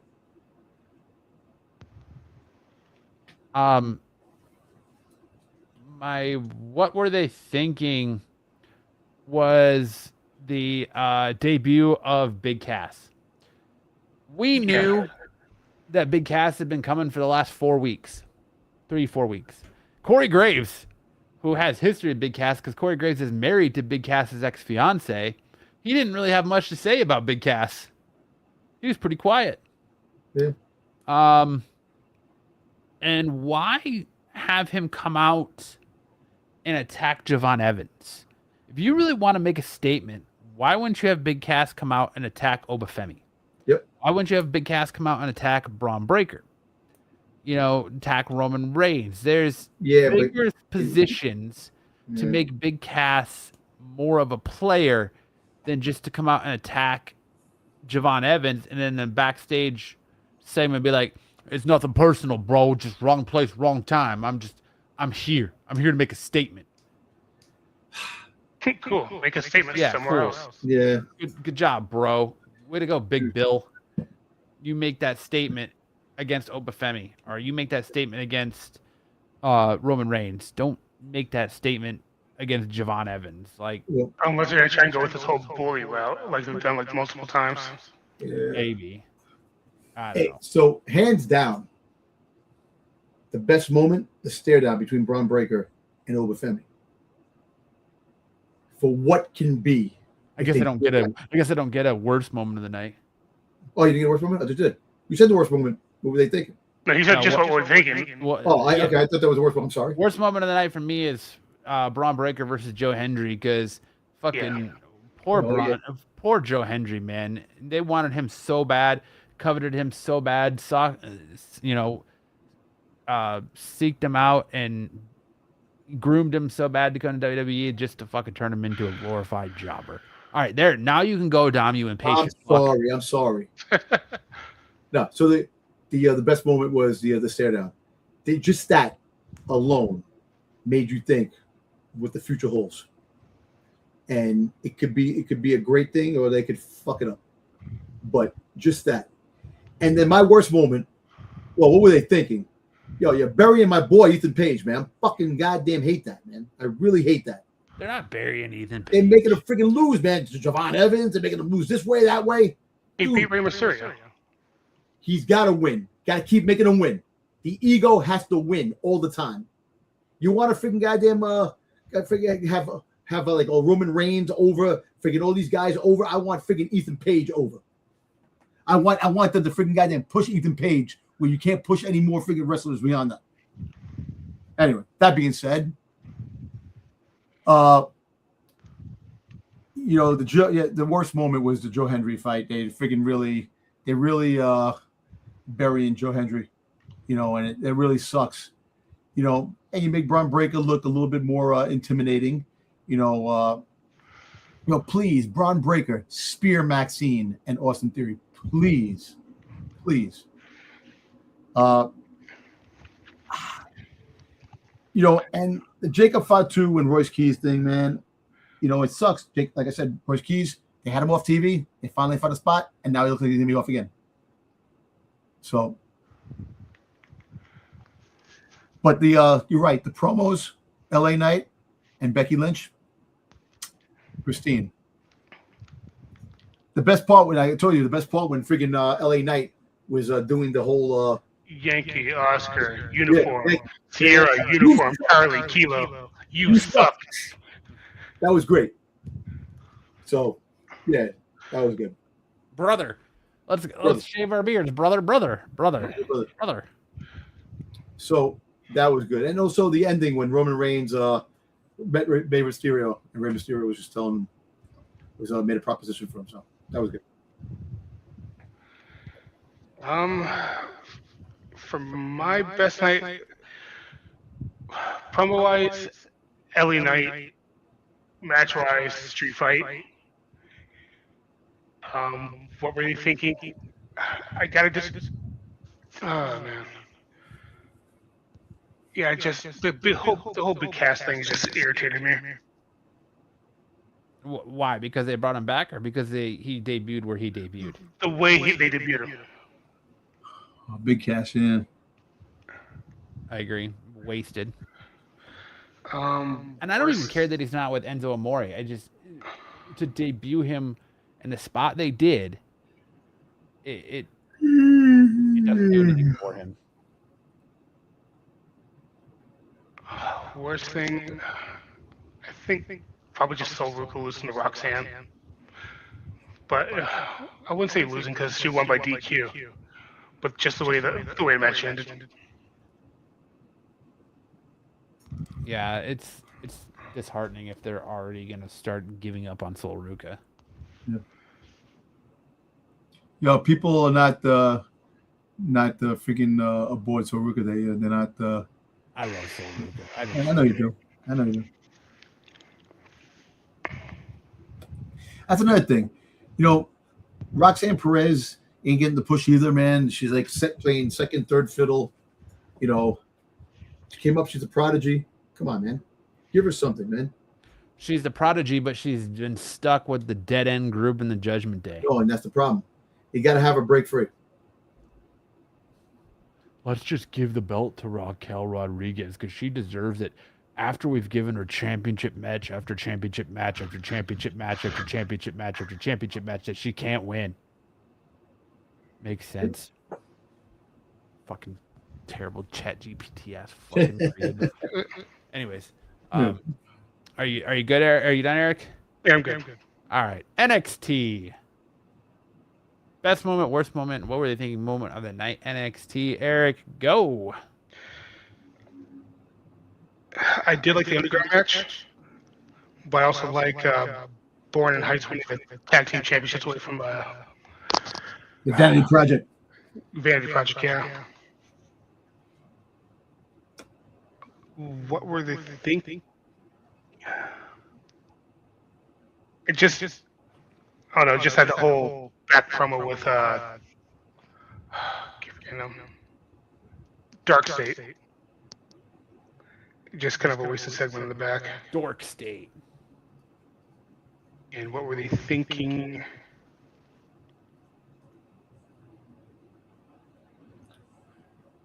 Just the whole Mason Brook thing right now. Yeah, that guy. Who knows how long that guy's gonna be around? They got to start doing those more. Instead of just using him to fight Hendricks over and over again.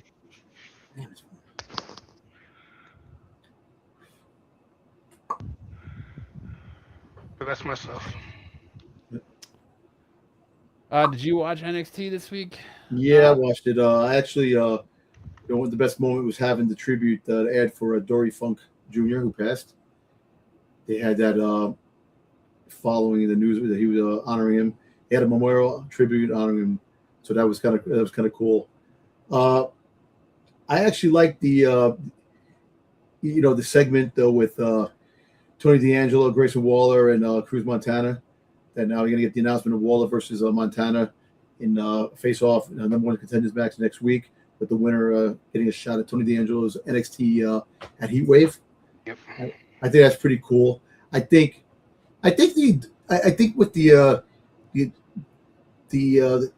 Grayson Waller coming into the fold has made the segments and the show a little bit better. You know, like certain things, like keep saying if you're not going to utilize anybody in SmackDown or Raw, bring them back down to NXT. Make them, get them TV time at NXT, and give them a chance of maybe winning a champion in NXT and try to repackage themselves. I like Jada Parker winning. And Theo Hall. I like that. Any win for Jada Parker, I get, because I want her to make it to the main roster. I want her to get up there. I want to see her, see what she can do in the main roster. I know she's not doing anything in NXT as much as in that, but on the main roster, she might have some something good to like really contribute on the main roster. But yeah, the Vanity Project with Miles, this and that, them win the tag team champions and becoming a double champion. That's pretty cool. And Lola Vice, like I said, she kept the belt. So No, she didn't. She dropped the belt. I mean, she dropped the belt. I'm saying Lola Vice, Kendall Gray kept the belt. Yeah, she kept the belt. Yeah. So that's pretty good. And the Lola Vice is probably going to be making it to the main roster pretty soon. So we'll see what happens to that. But not a bad show. Yeah, I did like the Lola Vice match. That was probably my favorite match of the night. I'm going to disagree with you guys. I think my worst moment of the night was the Grayson Waller and Cruz Montana promo. Really? You had such a strong promo from Grayson Waller the week before, where everyone's praising him for the new pipe bomb and praising Cruz Montana, and then you come out and you kind of deliver this one where they really didn't have much to say. It felt like Grayson Waller was kind of stumbling over himself. It wasn't really as planned out. It didn't feel it wasn't as impactful as it was the week before. It just felt like it was kind of unnecessary. Like, I like the Tony D'Angelo part of it, but Grayson Waller and Cruz Montana going back and forth was just kind of like, Well, Cruz kept stumbling over his own words. yeah, I just feel like it wasn't what it needed to be. Yeah. And I did like Jada Parker and Thea Hale defeating Petrovic and Nikita Lyons, because it feels like they're finally giving Jada Parker that push, and Jada Parker is finally starting to come along. And I think that working with Natty has really helped her. So I'll give credit where credit's due, that I feel like Jada Parker is finally coming into her own and making a bigger name for herself and stepping out of the rest of that locker room. But yeah, I could do without Dark State stuff. I think that's like the worst moments of my night. And I did like the Zarya match too. I liked the Speed Championship going down to a time limit expiration. Yeah, no, you're right. And yeah, that was good too. Yeah, First Sinclair. But I'm a Zarya stan. I like me some Zarya. Same. Also you have Bob was talking to somebody on the phone, and it could be Enzo. We'll have to wait and see. A stone. But that's it. Yeah, that's NXT. Did anybody watch Dynamite? The promo. Yeah, the promo. The Christian.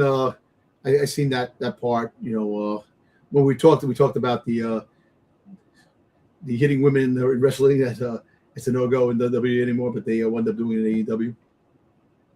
So I saw some of it. Like I said, the MJF, the only true champion.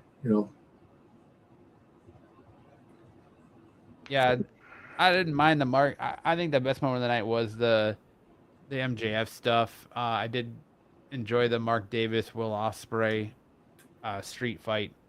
Yeah.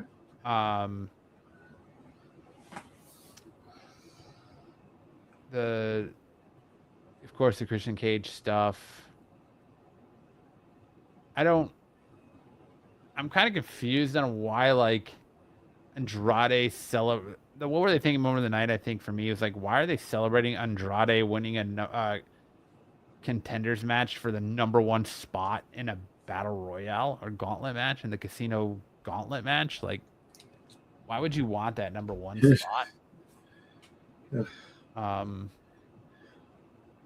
And worst moment of the night is Mercedes Moné losing and then deciding to just black out her social media like a crybaby. You know what's funny? One of the funniest moments of the night was Ciampa freaking taking a dick pic. Which is kind of funny. You got Ciampa taking a dick pic. You got LA Knight's balls and SummerSlam. Exactly. Just a weekend. What about you, Eric? Did you watch Dynamite or no? I did not. Eric says he does not like AEW. No, he didn't say that. He said he didn't watch it. Eric says, I hate AEW. You're putting words in his mouth. You know, let him. He hates AEW. I don't mind. It's just, I just got used to the production. That's it. Yeah. I said, hey, Eric, do you want to go to an AEW show? He said, get that shit away from me. You want to read the messages again, sir? You know what? If I ever get a chance, I'll go see the AEW match. I wouldn't mind. Let me ask you this. Mm-hmm. What's the AEW show that's coming here? Full Gear. Okay. AEW dumb. Yeah. AEW Full Gear, Triple Mania Night 1, or Royal Rumble. Which one are you picking? Well, the Royal Rumble, of course. Listen, I'm a WWE guy by heart, man. Yes, I glaze over the other wrestling outfits that are out there, to look at because, look, since we do this wrestling show, I want to be able to have some kind of knowledge on what's going on in the world of wrestling. So I'll watch stuff here and there. Like AEW, I've been really like I haven't watched a lot of it. And I'll be honest with you. When I get a chance, I'll watch something here and there. TNA, I'll try to catch a show, when I get a chance. And like NXT, I don't watch NXT as much as I really concentrate on SmackDown and Raw, but NXT I actually watch more than the other two shows. So I kind of, like AEW has its moments where things are really cool, and then like a lot of times that AEW may not bring the best friggin' stuff out there, but yes, the Royal Rumble I would definitely AEW go. doesn't bring the breast, huh, Dom? The breast. I caught myself. I said the breast. But AEW, like a Royal Rumble, I would definitely see. But I want to catch an AEW show when I get a chance. Like, I don't care if it's a Dynamite or Collision or something like that. Something, a minor one, not a pay per view. I don't care about the pay per view. But if I do get tickets for a pay per view, then I'll go. But I want to see bra and panty matches. They have to show it in there. You have a better shot at AEW than doing WWE. I know exactly. And you have mixed. Dom says, I only want to go to an AEW match if Christian Cage is going to be punching Marina Shafir again. No, listen. I want to see freaking mixed gender matches, and they get in the freaking goddamn gender matches. What? You want to see misgender matches? Oh, I said I want to see freaking goddamn freaking mixed. Not Oh, Thank okay. you, Eric. You see, he stops me. Stop that. Stop trying to get me in the freaking moment. But no. Hey, being a wrestling fan, man, you gotta be happy and eat good, because there's like so much freaking wrestling out there. Every day of the week, you got a show. Between Evolve, also you have all that stuff. So you have a lot of wrestling Monday through Sunday, if you really think about it. You do have a lot of wrestling, yes. What happened? I said, yes, you do have a lot of wrestling. Yes, you do. So being a wrestling fan, it's like we're eating good.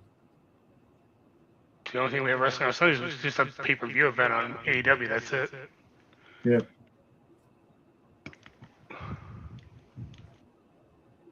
But all right, any other professional wrestling goodnesses you guys want to talk about? Touch on before we call it a night here? I think we're good. What do you think, Eric? Anything? I'm set. Yeah, I think we sufficiently nailed it. Talked about our recap of SummerSlam, did our hot takes, recapped our shows. Dom filled us in on what the dirt sheets are dirting on. Yeah. We covered it all this week, so I think it was a pretty good show. it was a very good show. Yeah. But yeah, that's gonna do it for this week's episode of Off the Mat. Thank you so much for the chat. Thank you much to Patrick and Zaggy for hanging out. Yep. Guys, if you want more from us, you can check Dom tomorrow night over on Renovision for the Qualified. If you're into comic books, you can check me and Dom out on Saturday nights along with Sticks for Saturday Night Special. If he's You got a show this week, right there, Matt? yes, we do. Okay. You can check out Dom's Sunday nights on the Star Wars show. If you want some Star Wars, you can check me out all week here on the channel. Of course, you can check all three of us back next Thursday night right here, 6 p.m. Arizona time, 9 p.m. Eastern time for a brand new episode of Off the Mat. And if you want more from Eric, because who doesn't want more Eric goodness? Eric, where can the beautiful people find you? From on the YouTube, the Twitch, the X's, all that Fire Lord Sombra. There you go. Make sure to check out to Eric and sub up to all his great content. And that's going to do it for us this week. Enjoy SmackDown tomorrow night. Hopefully we get some more reveals. Enjoy Monday Night Raw. And Dom, take us home with some words of wisdom. All I got to say is 3-time PEL champion. Can I keep the streak alive? Woo-hoo! There you go.